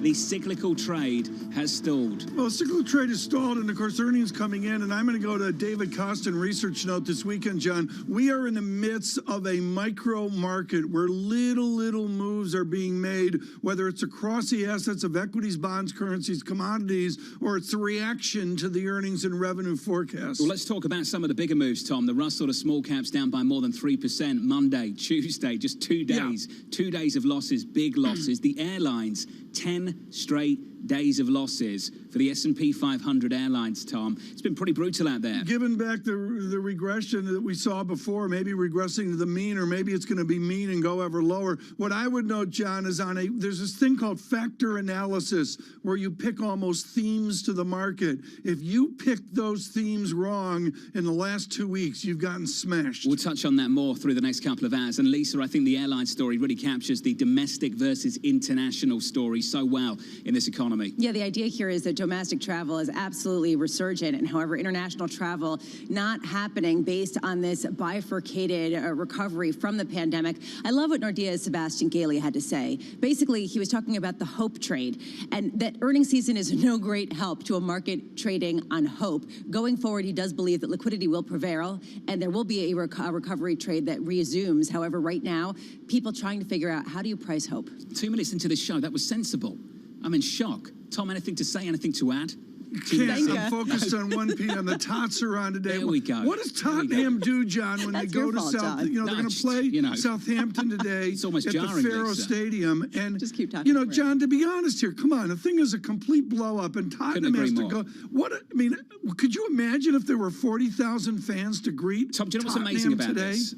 Away from the games themselves, we're talking about Florentino Perez of Real Madrid, Andrea Agnelli of Juventus. We're talking John Henry of Liverpool. These are some of the creme de la creme of business individuals, businessmen worldwide, not just in the sport. And I find it absolutely amazing how much they miscalculated this week, Tom. Just absolutely remarkable. And for all the commentary in England that the foreigners don't understand it, the foreign owners don't understand it, Perez isn't a foreigner in Spain, and Agnelli is not a foreigner in Italy. I think that misses the point, Tom, that many of these people have been around sport for a long, long time within these countries and still got it dead wrong. And John, I'd go take over to the American owners. I thought Oliver Brown in the Telegraph was just brilliant today on John Henry of the Boston Red Sox and Fenway, and the Glazer family of Rochester, New York, and the Tampa Bay Buccaneers. Wow, did they miscalculate? And they came out with a big apology a little bit earlier this morning in a recorded video message. We will touch on that a little bit more. Now it feels normal. 3 or 4 minutes. Slightly chaotic. Here's the price John, action. calm down. Lisa's vaccinated. Oh, yeah. Calm down. No, she's not had the same reaction as me, though. She's feeling good. I'm feeling great. There we go. I'm not sure I believe that. Down 2 on the S&P 500. Unchanged after a couple of days of losses to kick off the trading week. Small caps is where the pain has been, down more than 3% over the last couple of days. Yields higher by a single basis point at a 10-year, still south of 160 at 157.31. And euro dollar just about clinging on to a 120 handle, Lisa, 24 hours out from an ECB decision and Christine Lagarde news conference. Yeah, not a lot going on. I will just say, talking about vaccinations, it's a rite of passage, and there's sort of an excitement and feeling that your body's actually doing something with this, that perhaps we will climb out of this pandemic. Just want to put that on the record. Right now, what I'm looking at in the day ahead, 10:30, we're going to get the EIA crude inventories. This will be particularly interesting to me. There's a push-pull dynamic here. You have an increase in supply, but you've also had an increase in demand until now. How much is the increase in the pandemic cases, in the COVID cases, in places like India, in places in Asia, Japan in particular, going to crimp some of that demand? We'll get a view onto that, perhaps. Then today, we are going to get 1 p.m., a $24 billion sale of 20-year notes from the Treasury Department. Interesting to see what the take-up will be